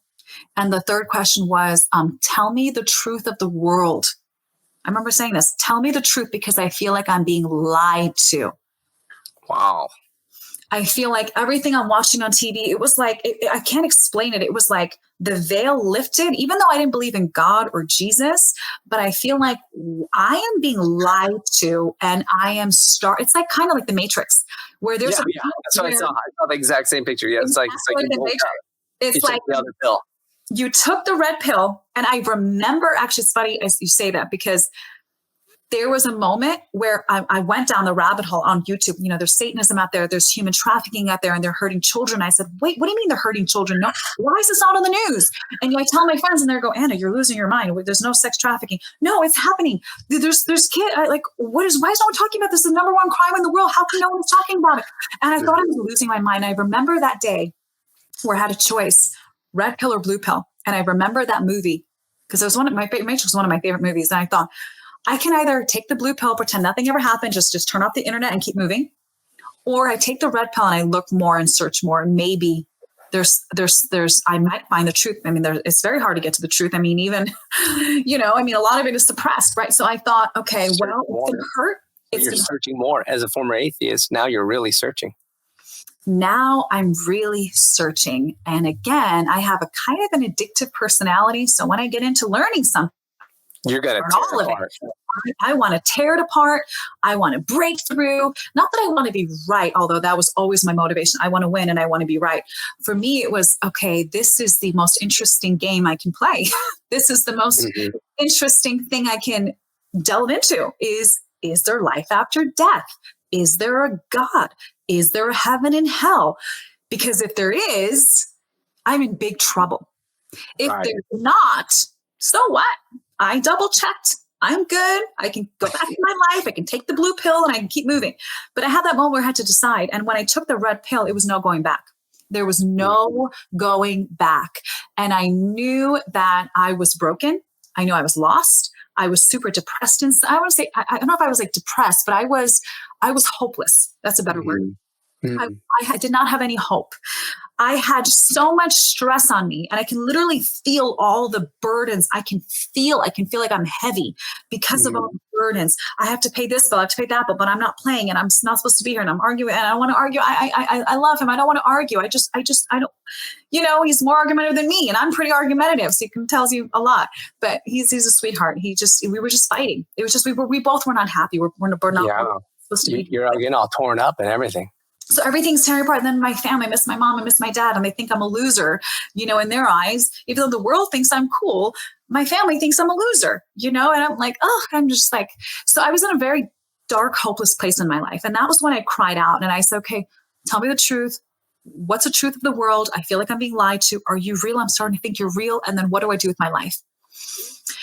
2 weeks later, I was invited to go on this Survivor reality TV tour, high schools and colleges and junior high schools and talk to kids about, anti-bullying and drugs and alcohol and, share stories that maybe we've all been through and just share some stories of warnings and, helping them. So I was happy to do it. I love kids and I was happy to share, I see friends. I had a lot of friends that died, that were on drugs, that OD'd and died. Thank God I never got into it like they did. I was surrounded by it. By the grace of God, it did not happen to me. I had 3 good friends who became schizophrenic from drugs. Wow. And they had horrible. And anyway, so and many that OD'd and died. Anyway, so I'm on this tour, and that was where I met that friend from Naked and Afraid. And he comes up to me, and again, normally, if you tell me you're a Christian or you believe in Jesus, I think you're crazy. And I want to argue, or I want to walk away because I don't want to argue at the moment. Maybe I'm not in the mood. I was open-minded. I had, the Bible calls, there's a saying in the Bible, those who have ears to hear, let them hear. So this was that real life Bible verse. When I read it years, that year, actually a little bit later, I go, that was me. I had ears to hear. I was looking, and remember, I had that prayer. Not prayer, but I cried out to God. If you're real, show me real. I want to know you, because I started to think you're real. Is it possible? If you're real and you're God and you created the universe and you created me, then you can surely talk to me. If you are real, I want to know. Because if you're real, then heaven is real, and if you're not real, then don't answer me. Then I know that you're a lie. Okay, then I'll know for sure that you're fake. And I'm going to keep moving with my life because I'm stuck in this conundrum and I can't get out of it. And I'm like, I'm trying to figure this out. And it doesn't make any sense to me. How can you not be real? Because of all of it now, now it's like the veil lifted. Now, so if you're real, show me. If you're not, I want to keep moving with my life. Please. I was so desperate. And so the gentleman comes up to me and he says, hey, and he try to kind of like massage it, but he was trying not to be so weird about it, because it would have been very weird to me if I didn't have to hear. But he basically said to me, to cut the story short, he goes, I'm here to meet you. I'm not here to be on this tour, and neither are you. I'm really here to meet you and give you a message from God. And I said, basically is what he said. And he said, I'm just here to tell you that God is real. You've been wondering if he's real.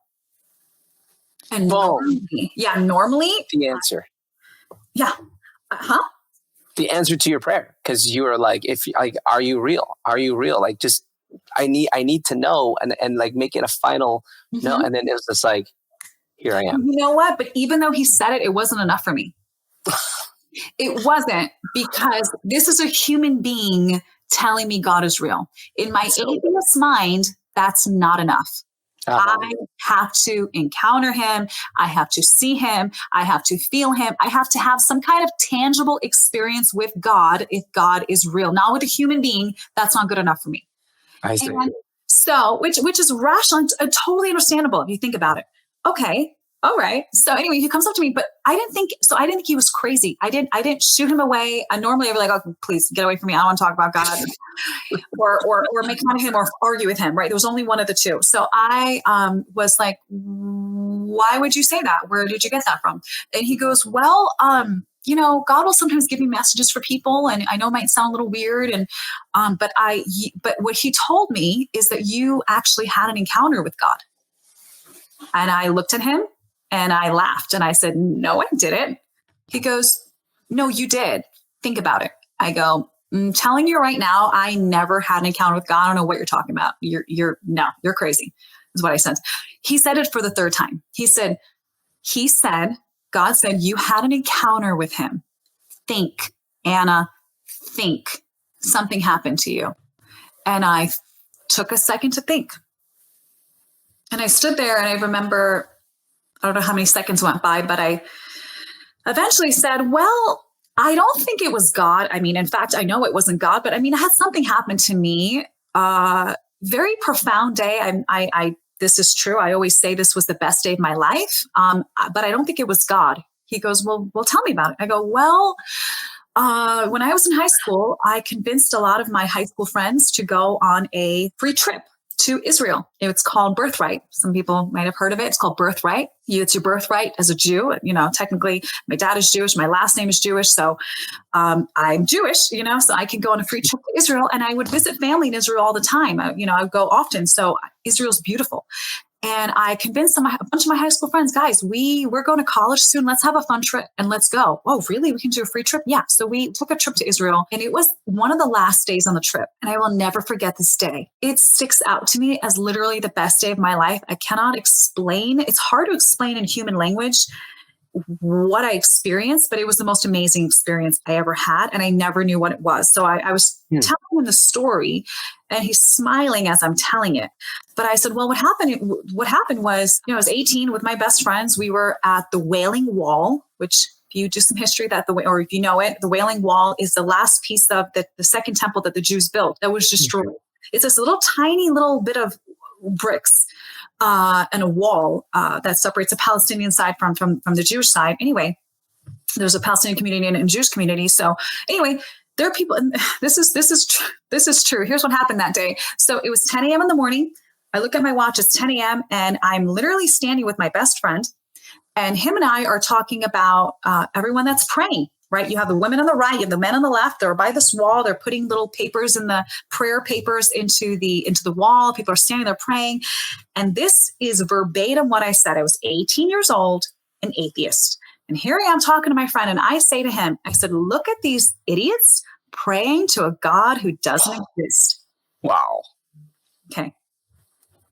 You would not think this would be the day that God would speak to me, right? Or a day that God would talk to me or have an encounter with God. I mean, here I am mocking him, blaspheming him, and making fun of his people. Mm-hmm. Wow. So here I am, look at these idiots praying to a God who doesn't exist. And I'm laughing and I'm mockingly laughing. And all of a sudden he goes quiet, I go quiet, and it's hard to explain it. And I didn't see it, but I felt it. It felt like the heavens on top of me opened. It felt like the clouds, the whole earth like opened in front of me. And I felt this spirit. It was a tangible spirit. And you might be thinking as an atheist, what is a spirit? You can feel a presence, but you don't understand what it is, but you can feel it. You can feel something tangible in the atmosphere. It was filling me up. It went all through my body, and it was like coming through me and flowing out of me, like coming through. It was like a waterfall. It's the way that it was a waterfall of the most amazing emotions. I remember in that moment pinpointing, I can feel peace. I can feel joy. I can feel happiness. I can feel euphoria, the best pleasure you can ever imagine. I was in the world then. Imagine like the best sex you've ever had, times it by like a gazillion, if that's even a number. Like it was the most amazing euphoria. I remember feeling such love. And when you're one with God, when you're one, and I don't know, it was the Holy Spirit. Technically, I believed in Jesus when I was little for a little while. Technically, I'm kind of like a backslidden Christian, technically. And I'm still, I didn't know it then, but it was, the Holy Spirit. But I felt, oh my God, I felt such love. And I remember thinking in that moment, wow, I know my mom and my dad love me, but this is real. I've never felt love like this. And I remember knowing and experiencing being fully understood and fully known and fully loved, all in and full satisfaction. And it's hard to explain in words because okay, what can satisfy you in life? I felt fully satisfied. I felt I can stand there my whole life. This is the most amazing thing. There's nowhere else I'd rather be. Even though I'm just standing here, I feel 100% sad. I remember thinking, if someone taps me on the shoulder and says, Anna, you just won $1 billion lottery ticket, I would rip it up, throw it away because it means nothing to me. Those papers are not going to sat. I remember thinking that in that moment. Wow. And I also felt fully understood. Growing up, I didn't feel understood. This is when you're an atheist.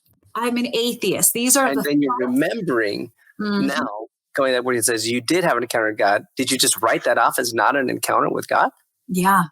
Here's what happened. I came up to our Jewish tour guide because we had a Jewish tour guide. And I said, hey, let me ask something. Here's another thing too. It wasn't just me who had this experience. My friend was quiet. So I look at him, I go, and I'm afraid to ask because I remember thinking, am I losing my mind? And I remember looking, it's 10 a.m. I did not drink last night. We're kids, we're drinking, we're not smoking, but we're drinking. And I'm like, it's 10 a.m. I'm not drunk. I did not drink last night. I know I'm not hallucinating. Am I hallucinating? I'm like, am I hallucinating? I don't think I'm hallucinating. I didn't take any drugs. Did someone put something in my tea this morning? I don't think so, but what is happening? And so I was afraid to ask my friend, hey, and then I remember I said to him, I said, do you feel that? And he goes, oh, yeah. Do you hear that? And there was something else that I'll tell you about. Him and I had the same exact encounter and same exact experience at the same moment. And years later, I mean, again, I was 18. I am telling the story 10 years later. I'm 28 to this gentleman who's asking me, you had an encounter with God. No, I didn't. No, I did. Yes, you did. Think. Well, I had something happen to me when I was 18. It was the best day of my life. I don't know what it was. I don't think it's God, but here's what happened. And not only did we experience, like, again, imagine the most amazing moment in your life. Let's say the biggest joy in your life. Maybe your baby's born, or I don't care. You got a promotion. Whatever it is. The most times that by 10,000. I don't know why I use that number, but times it by 10,000. Your most amazing. Now times that now by the most happiest moment, the most pleasurable moment, put it all together, and you're not even close to what I was feeling. Wow. Like in that moment with him, or are you talking about in that moment when you're telling the guy? In that moment when I was explaining to him what happened to me when I was 18, in that moment in Jerusalem, when I said, look at these idiots praying to a God who doesn't exist, I had an encounter with God, and I didn't know. I did not hear God. I did not hear. You're feeling God. This is me. Never heard I'll tell you what I did hear. I heard two things audibly, like as if there's a human in my brain or in my ear talking to me. I heard it so clearly. I heard two things. This is what heaven feels like 24/7. I heard it. And I'm not thinking heaven. I'm not thinking God. I'm not thinking heaven. I'm like, oh, okay, whatever. Heaven. Okay, cool. Wow. Feels cool. Feels great. Second thing I heard audibly, and by the way, you'd think I would become like a Christian or believe in God, right? No. No. You rationalize it away. I was just like, yeah, okay, heaven, cool. That's cool. That's a cool feeling. I mean, this is cool. That'll be great. Wow. Can we do heaven on earth? Can we do it here? Is what I was thinking. So it was just out of my mind of God, right? Number two, here, the second thing I audibly heard so clear, which was, this is why the devil created drugs, to mimic this. Huh. And I don't know that this was at the time a spirit, the Holy Spirit actually, but I thought, this is why the devil created drugs. And I've tried a drug. I've tried a few drugs. I was never into it, but I did try a few little things. I mean, some of it was like a very small amount of it because I was too scared. Because, my parents, thank God, my parents freaked me out when I was little. Don't take drugs. Don't do this. Don't do that. You don't want to die. So thank God that they raised me like that. But I still tried some things, right? And so the things that I tried, there was paranoia. There was your heart's racing. You feel good, but you don't feel good in your heart. Like you feel like you're freaking out, right? So it was like a high, but there was no bad things with it. It was just such a beautiful high. I can't explain it. But I remember thinking, oh, that's interesting because, the drugs that people chase and get addicted to, I believe deep down our spirit man, the Bible talks about that our heart has a hole for God, in the Old Testament. In Psalms, it talks about that. There's only a void that only God can fill. He put a missing piece in our heart, which is only He can fill. That is the full satisfaction. That is the full love, everything that our spirit man longs for. So that's why I believe two things. One reason why people long to be famous is because they want to be remembered forever. They want to be known. They want to be heard. They want to be understood. And I believe that because our spirit man knows that there is an eternity, and we want to be known and loved forever. And that is what comes with God. And the other thing is the satisfaction, the feeling, that rush of dopamine that drugs release in your body actually is really, it's a counterfeit for the real rush of joy and peace and love that is found in the Holy Spirit. So again, I'm kind of fast tracking. How did that moment though, where now you're like, wait a minute, this is an encounter with God, and then what? Did he preach to you? What happened?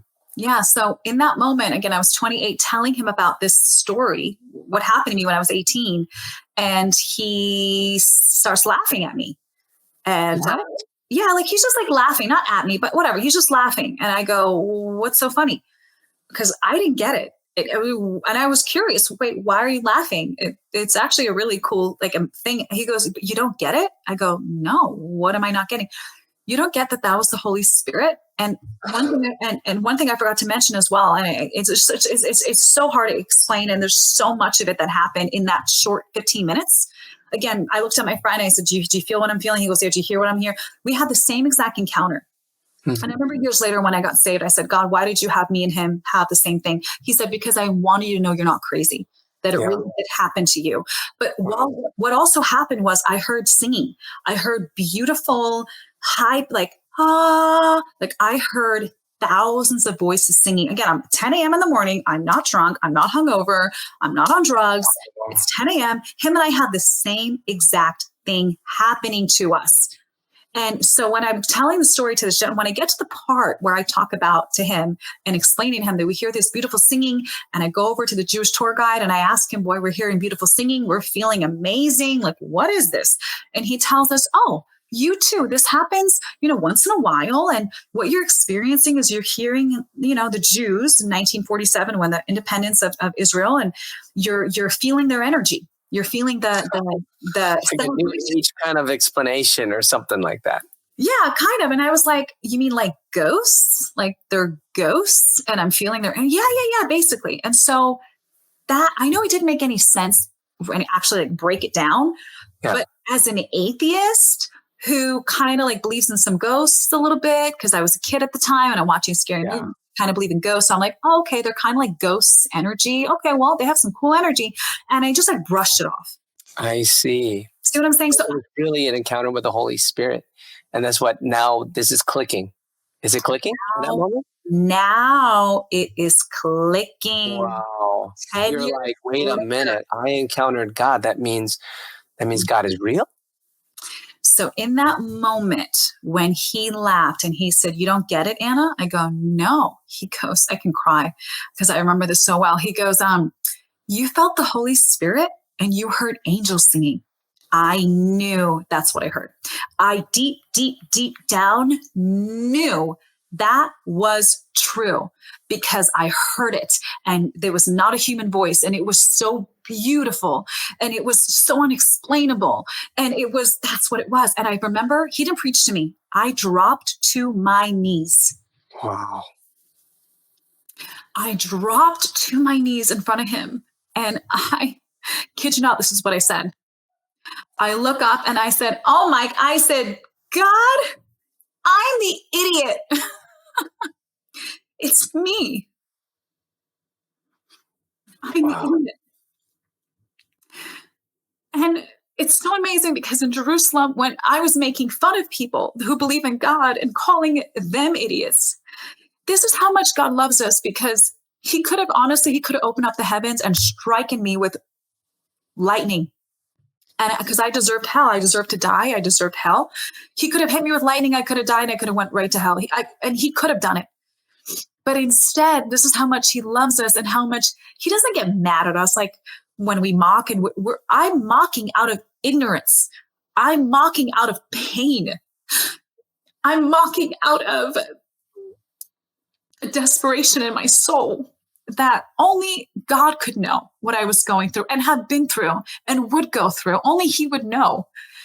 And when you're actually really curious and you really pose that question to him out of a place of hopelessness and you really want to know, the Bible says, there's one of the verses, those, I'm like blanking on it now. When you seek the Lord, you will find him. Yeah. Mm-hmm. That word seek is the definition, it's in Greek, but that word seek means when you are constantly looking and searching and asking, and you really want to know. When you really seek God, you will find him. And I was really seeking him. I was really trying to find him. I really wanted to know. And that was when I found him. And that was when he said, oh, remember that time? That was when it hit me. That was I could not receive that revelation until I was ready. And so there's a moment where, again, you don't have to be to the lowest point in your life. You can just ask now. Don't go through what I went through. Don't go through the crushing, even though publicly I was, being whatever, exalted. I was broken inside. I was desperate inside. So then I dropped to my knees. I said, God, I'm the idiot. Forgive me, Lord. Forgive me, Jesus. Okay. I just knew it was Jesus. I mean, I knew he was Christian and I just knew it was Jesus. And the revelation just came. Like it just came. It came in that moment and it changed my life. The moment where I said, Lord Jesus, forgive me of my sins. Forgive me, Lord. It's you. I mean, I just said it. I said, Jesus, I'm the idiot. Forgive me. Forgive me. That's really all I said. I said, I'm the idiot. Forgive me. Jesus, forgive me. I literally tangibly felt this. I felt all of the burden, all of the heaviness, all of the depression on my shoulders and on my back. I literally felt it lift off of me. I felt 100 pounds lighter. I remember the next day I was on a flight and I remember going to the airport, and in the airport it was I was in Nebraska. I've never been back to that airport, but who's ever there, you can tell me what airport I don't remember which one it was, but I remember it was a big white hallway that goes into the airport. And I remember looking at the white paint and thinking, wow, what a beautiful white paint color. Like I remember thinking, wow, this is a beautiful white. I remember going outside, looking at the trees. Wow, look at these beautiful trees. I was looking up. I was looking around. I was so appreciative. Wow, look at these trees. Look at these birds. Look, wow, what a beautiful world we live in. Yeah. It's almost like you were almost like you saw with new eyes. It's almost like you're experiencing something what the Bible describes as being born again. Yeah. You're literally you're living something new. Exactly. And the Bible says you're a new creation.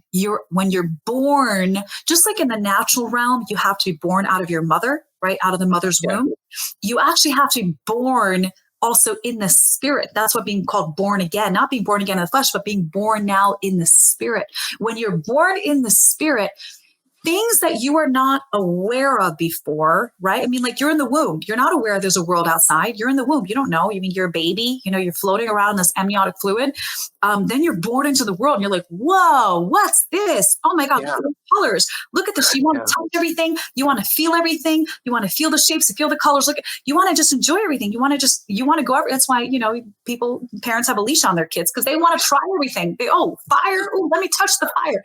So when you're born again in spirit, it's interestingly enough, that same kind of curiosity. I'm like, wow, where am I? Like there's really, it was tangible. I remember it so well. I go, wow, look at these beautiful trees. Look at these birds. Wow.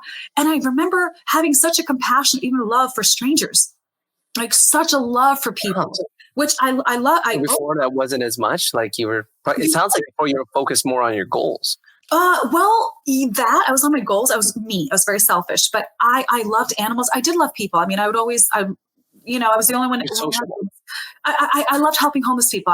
My friends would make fun of them when they were like in junior high school. And I would say, you guys, like, don't be mean to them. Like, you don't know where they came from. Like I always had a compassion for people and a love for people, especially animals. I mean, I was out of balance. I love animals more than humans. If there's a dog drowning or a human, I'm running to the dog. There's no question about it. But my perspective has changed because my understanding has changed. I mean, I love dog. I'll try to say both of them, to be honest with you. But, human is so, so precious in God's eyes. And unfortunately, many are ignorant and many are, when people tweet at me on, on Twitter or on X, they go, oh, Anna, you're crazy. In fact, my boyfriend at the time goes, Anna, I'll never forget this too. When I told him I found Jesus and I believe in Jesus now, and I had an encounter with him, and I told him about the story in Israel and how it now makes sense what happened to me. I remember he looked at me and he goes, Anna, you doggone lost your mind. Wow. And I remember the next thing he said to me, which I will never forget. And I don't remember. I'm trying to remember what I was thinking in the moment, but the next thing he said to me was, Anna, you are too smart to be a Christian. Yeah, I can see. Yeah, because now he's like, what, you're reverting to this lower life form in his mind. And that's how I would have thought too. Oh, me too. I would have probably said the same thing. Oh my gosh, you cannot believe this crap, like this garbage. Like there's no way, you're too smart. And that's the way he said it. But I was there's something different now. You're like, wait, we're missing something here. I'm experiencing something here. How did this change this experience? And then now you became a Christian. Mm-hmm. How did this change your life purpose? Because my whole life changed. My desires changed. I wanted to help people. I wasn't all focused on me anymore. I was focused on, okay, let me get to know the Bible, the God. Because here's another thing that I heard when I dropped to my knees and I gave my life to the Lord. I heard him say, every word in the Bible is true. I heard it clearly. And I thought, even the Virgin Mary, with like, you came out of Mother Mary, she never had like sex with her husband. I mean, you're God. I mean, like all those thoughts are rushing through my mind. Like, wait, in science, like that's impossible. So I remember asking him all this stuff, but I knew because I heard it and I heard it so clearly. And then I heard it again. Every word in the Bible is true. Wow. I go, okay, well, if I'm in a world full of lies and media is lying to me and the radio's lying to me and, my friends are lying to me and I'm lying too and everyone's lying and there's just so much deception. Okay, what is true? And I heard when he said every word in the Bible is true. So I wanted to read what was true because there's so many lies around me, right? So I'm like looking in the Bible. Wow. I started reading it, and I would recommend, if those that are reading, start with the book of Matthew or start with the book of John. Do the New Testament first. So, Anna, that's fascinating what you're saying though, because you didn't believe that the Bible is the Word of God because someone told you, but because the Lord Himself told you. I heard it audibly, like a male voice. That's amazing because, I think as an atheist, you would have thought that Christians who believe that was a bunch of bogus. Oh, contrast that because, that's an interesting contrast there. Yeah. Look at this here. You were a person who thought that people were brainwashed by the Bible. Now you're reading it. Correct. Because you believe that to be the truth. And if I find it's the truth. So here's what's funny. You got a good point, because if it was a human being that told me, I've heard a lot of human beings tell me, the Bible's real, read the Bible, you should read the Bible. That was not going to get me to read the Bible. It had to be so supernatural that it has to be like literally someone telling me that's not a human being, to read it, like for me to read it. Right. So it was so clear too. Every word in the Bible is true. And it wasn't like he said, read the Bible. I heard, every word there is true. And I'm like, that's funny, because I was asking you, what is the truth of the world? I feel like I'm being lied to. I want to know the truth. And here you are saying the Bible's true. And then I'm like, why wouldn't I just read it then? Right. So here I am reading the Bible. As an analytical former atheist. Exactly. Not reading the Bible as some spiritual like church raised this way. You are reading it, and you're probably reading it analytically, looking for answers. My question is, what answers did you find in there? You even said in the book of Proverbs, there's a lot of wisdom in there, but what did you personally find in there that was so life-changing? What was the most life-changing when I was reading it was the part where I was reading in Matthew, and there's a lot of wisdom that Jesus talks about, love your enemies, love this one, love that one, forgive people. When it got to the end where Judas betrayed Jesus, and when again, this is what really stuck out to me. What really was like, it broke me. It broke me and it healed me all in one.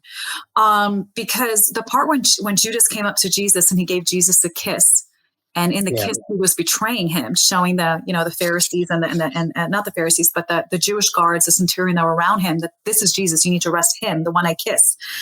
And I remember what I was expecting the next verse to be, Jesus arguing and yelling at him and like, are you crazy? Like, I've been with you. I've taken care of you. You've seen miracles. You've seen me do this and that, and people up from the dead. And, are you stupid? And like, I was expecting like what I would say in that moment. And and what Jesus said was, he called him friend. He said, friend, are you betraying me with a kiss? And when I saw that word friend, to his biggest enemy who just betrayed him, and he called him friend. And there's something about that when I read it hit me. Because here I was as well, an enemy of God, calling people idiots, mocking my mom, making fun of him. Here I was, his enemy, who was betraying him over and over, unbeknownst to me, totally ignorant. Here he was calling me friend. Here he was calling me daughter. Here he was showing me the truth. Here he was extending mercy. And man, it hit me. And I cried. I don't even know how long I cried. I think I just felt like I went blank. I mean, I was just gone. I cried and I cried, and he was healing me inside, and I was apologizing, like, forgive me. I can't believe I've been so ignorant. And it's just, it hits you when you're really open-minded, when you finally get saved and you're finally born into the spirit realm and you're born again and you meet and encounter this awesome God who is so loving, who is so merciful, who is even at his worst moment about to be betrayed, because he knows he's going to get crucified. He's God. He's God incarnate in a human being, paying the price, living a perfect life, because he's the ultimate sacrifice for us on my behalf. And I realized that was me betraying him. That was me I put him on the cross. We all put him on the cross. All of us put him on the cross. That was like, and then when I kept reading it, and then he's on the cross, he's crucified, beaten, unrecognizable, flogged, beaten. I mean, the worst of the worst, crucified in pain, dying on the cross, bleeding out. And what he says to Father God, his Father, because there's Father, Son, and Holy Spirit. What he says on the cross, that was like the final thing. That was like the final cross in me, the final nail in me, where he then said, Father, forgive them, for they know not what they're doing. Where the people mocking and spitting at him. And again, that was me. I was like a little Jekyll, a little annoying dog, like woof, woof, like barking and mocking my mom all the time, and mocking Christians, and mocking and laughing and laughing and mocking and mocking. And here he was saying, Father, forgive her, for she doesn't know what she's doing. She doesn't know what she's saying. She doesn't know what's happening. She doesn't know the reality of me. She doesn't know the reality of what I did for her. She doesn't understand. Please forgive her. Have mercy. Wow. I'm sorry, I can't. Because no, it's okay. I can relate to you on that. Yeah, that was the moment where I go, oh my God, what kind of God do we serve? Jesus didn't come and say, you better bow down to me and kiss my feet, because I created the world. I created you. I created your kids. I created this world. I created everything you love. Bow down and kiss no. He didn't say that. And in fact, he told his disciples, shh, don't tell anyone who I am. Don't tell them. But he would live it. He would touch people. They were healed. He had people, traveling from across Israel to get touched by him, to get touched. But he lived a humble life and went on the cross and died for our sins. And again, it didn't make sense to me, but I knew it was real, and I knew the change in my own life. In fact, funny enough, my dad and my stepmom, when I gave my life to Jesus, and I really changed. I mean, I didn't have to say I changed. They saw it in me. And normally, my Jewish dad normally would say, oh my gosh, please don't bring, and he would tell me when I was a kid, don't talk about Jesus. Because my mom, go to church. I'm like, Jesus, you're not allowed to say Jesus in this house. Okay. We're Jews. Okay. So I never said, but the moment where my life changed and they noticed it, and I remember my stepmom said it, and so clearly, she said to me, Anna, we don't care what you believe. If it's Jesus, great. If it's whatever God, we don't care. You changed. Whatever has changed you and you want to believe in it, go for it. You have our blessing. Wow. My gosh. And this is a Jewish mom. This is a Jewish mom. I mean, stepmom. Jewish stepmom. Yeah. I call her my plus mama. So here's this moment where you had such a change that it left a powerful impression upon others. And you were like, she's on the right track. What was it? Because I mean, you got involved in business and you understood your purpose now. It seems like basically you were going to down a kind of a path that was concerning everyone. Mm-hmm. And now you're on a path that was good. How did your mom feel about this change? She must have been like, yeah. It's so funny. Yeah, no, with my mom, it's funny because, when she told me this when I got saved. She told her, her nuns, better pray for my daughter. She's a heathen. Like, she's so in the world. We need to really help her. She is so stubborn. I don't know. And you know what? One of them said to her, they said, keep praying for your daughter, but don't worry about her. She's going to come to the faith, and she's going to have more faith than you do. Oh my God. And And it's true, because there's moments where I'm like, Mama, where's your faith? Like, come on. Like, where's when the Lord told us to move out of, where we literally left without even having a lease signed or anything. And she's like, well, I'm not going to leave until we have a signed lease. I go, Mama, that's not faith. Like, the Lord said, we're moving next week, and we're going to be living in this place at this time, and exactly what he said, everything happened. But I remember the moment I'm like, Mama, well, that's not faith. And we both stopped, because I remember her telling me that, and she remembers, what, and we were just like stunned and staring at each other. And I realized, oh wow, I think I exceeded my mom in faith, and it's only been like a year or something, in the Lord. But that brings me to another question, though, Anna.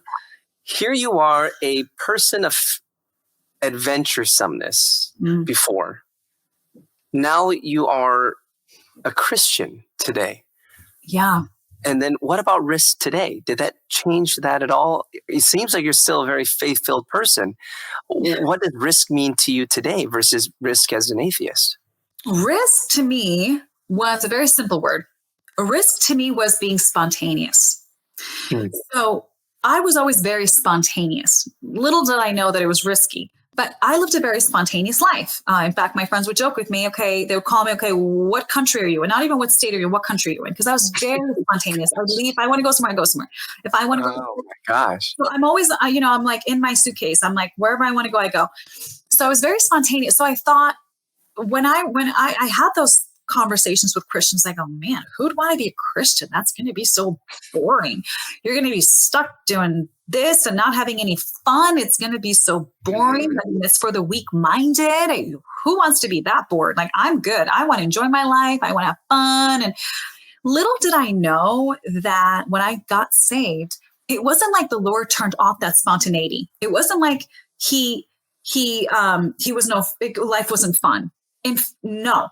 Before, I was driven by my own thoughts, ideas, and probably obviously also Satan, giving me ideas, demon, like, go there. Why don't you do this? Why don't you hang out with that guy over there? All these thoughts that come, that are spontaneously like evil, really, where now I have thoughts to do other spontaneous things, but there's peace with it. There's joy, there's peace, there's contentment, there's satisfaction. And I'm like, wow. And then I realized, in fact, the Lord had me, funny enough, years later, back to the poker table and play, not for money this time, to save souls.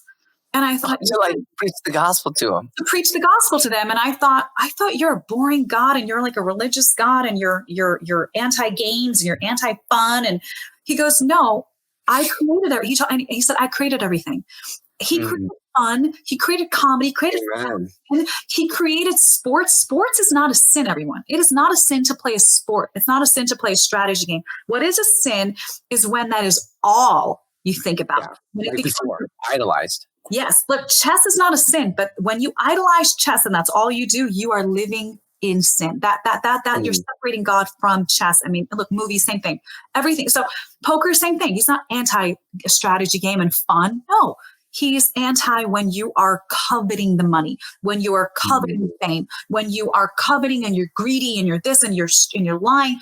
Again, strategy game. So it burst my bubble up. Like, I thought God was boring. He's not. So when I say so I still had a spontaneous life, but now it's more driven by the Lord. Now there's fun and there's no consequences.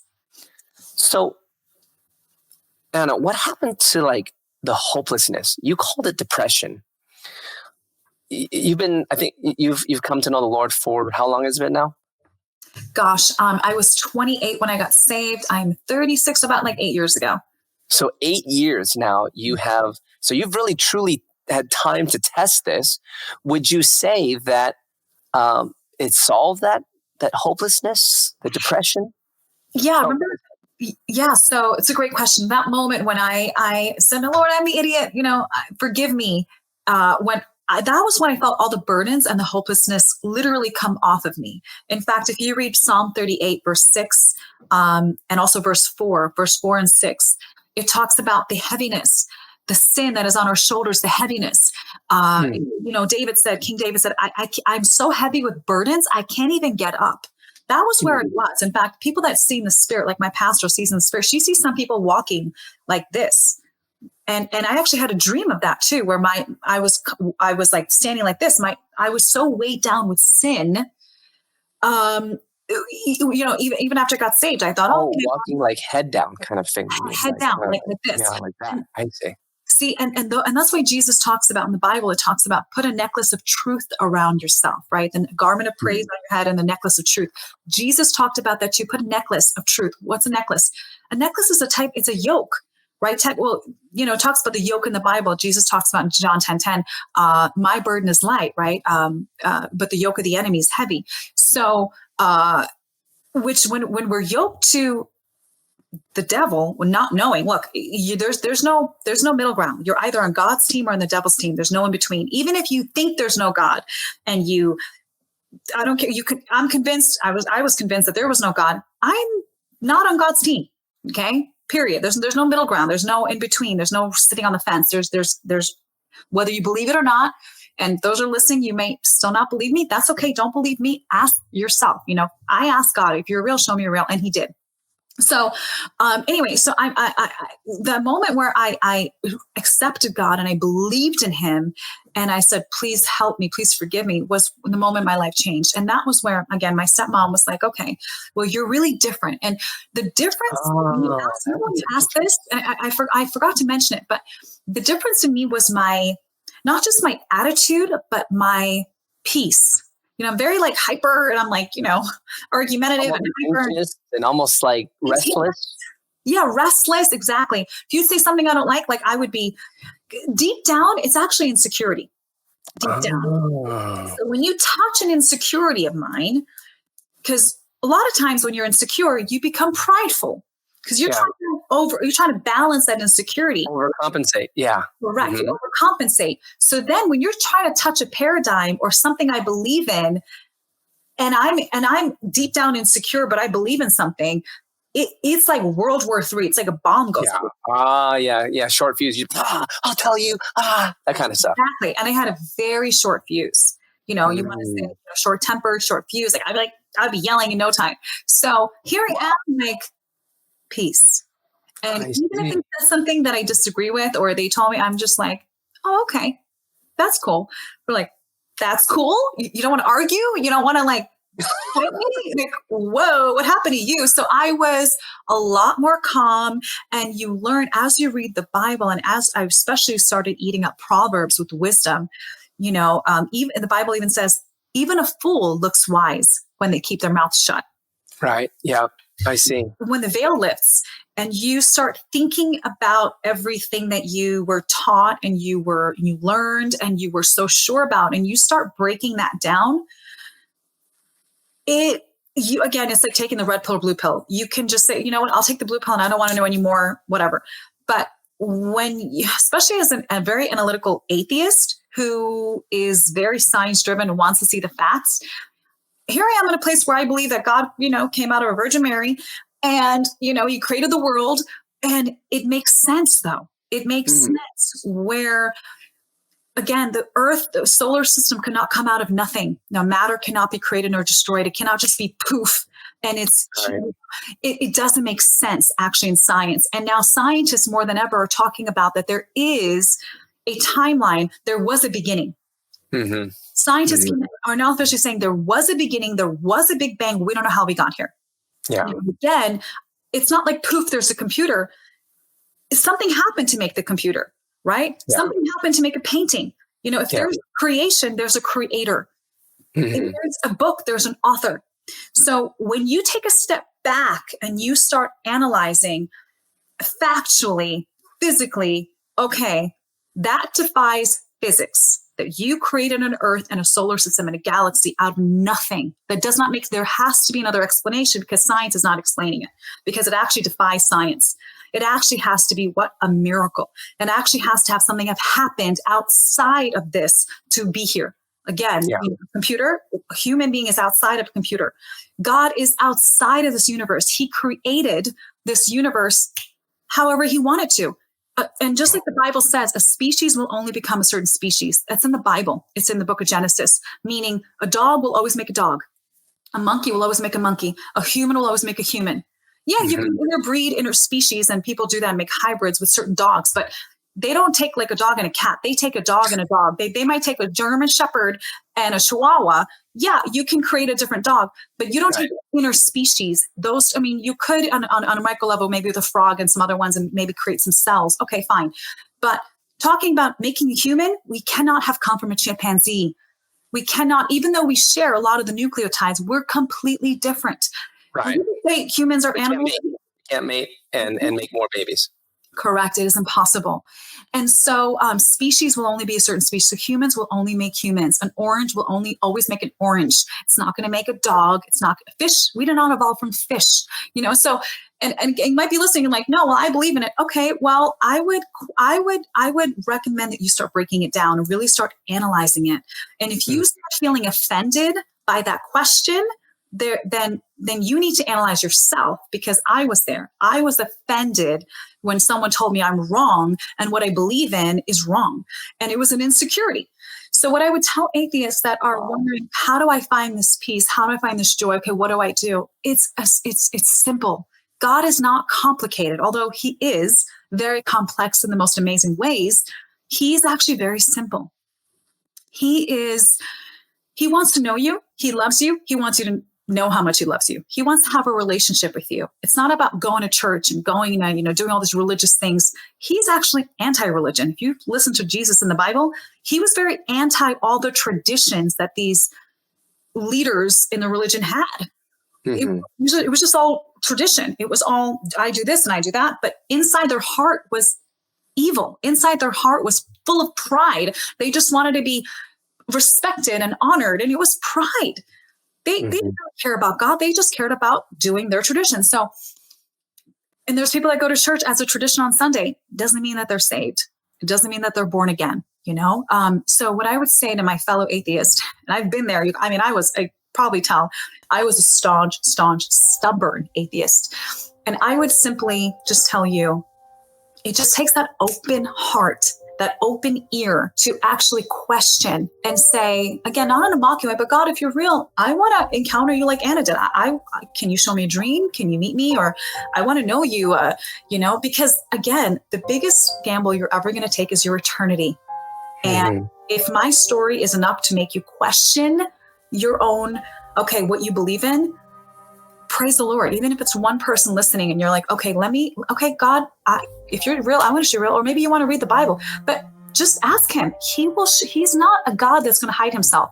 If you really seek him, you will find God. Wow. That's powerful.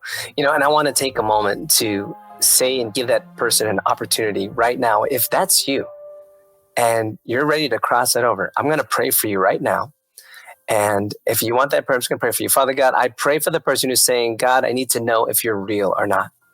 We come to you, Lord Jesus, and we're praying right now in Jesus' mighty name, Lord God, that you would speak to that person. Lord Jesus, reveal your truth, reveal who you are to this person who's saying, God, reveal yourself to me. Just say that with me, my friend. God, reveal yourself to me. Jesus, I receive you. I believe in you. If you died on the cross for my sins, I receive that. And I ask to know you for myself in Jesus' mighty name. Amen. Anna, thank you so much for sharing with us. Thank you so much for this time just to open up your heart, open up your experiences. And it's just so fascinating. I know people can follow you on social media and some other places as well. Anna, thank you so much for joining us on our show. Thank you so much for having me. It was an honor and a blessing, and I really bless all of you. And thank you for listening. For those that have been here for 3 hours or something, praise God. I know if I was in your, I would want to know. I mean, we all want to know the truth. So, again, God is real. So if you open up your heart to Him, and if you just take a moment just to acknowledge Him and ask Him, like brother just asked, God, if you're real, show me real, reveal yourself to me. He wants to do it more than you do. So He's a good, good God. He's a good, good Father. And I bless you. And I thank you for having me. It's been an honor. It's so good, and it's important because I think a lot of people say, well, this is just a fake conversion. But, after really finding out, I would verify, you're truly born again. You had a real experience. And this is very, very real. So Anna, thanks so much again for joining us today. Thank you so much. Bye, everyone. God bless you.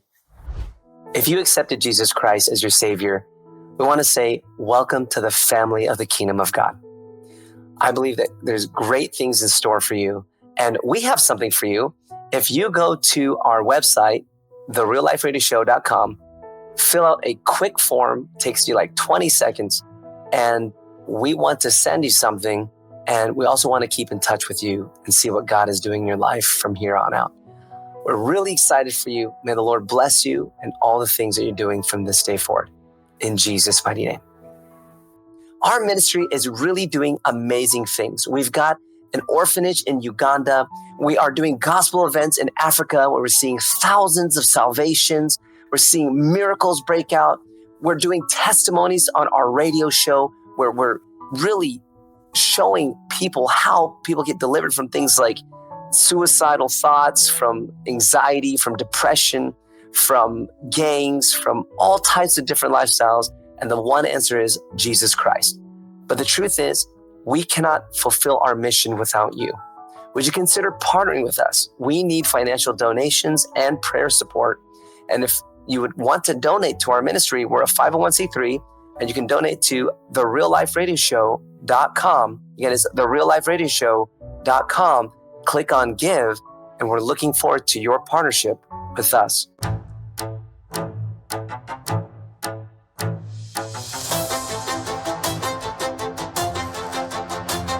Subscribe to our YouTube, Instagram, Facebook at The Real Life Radio Show.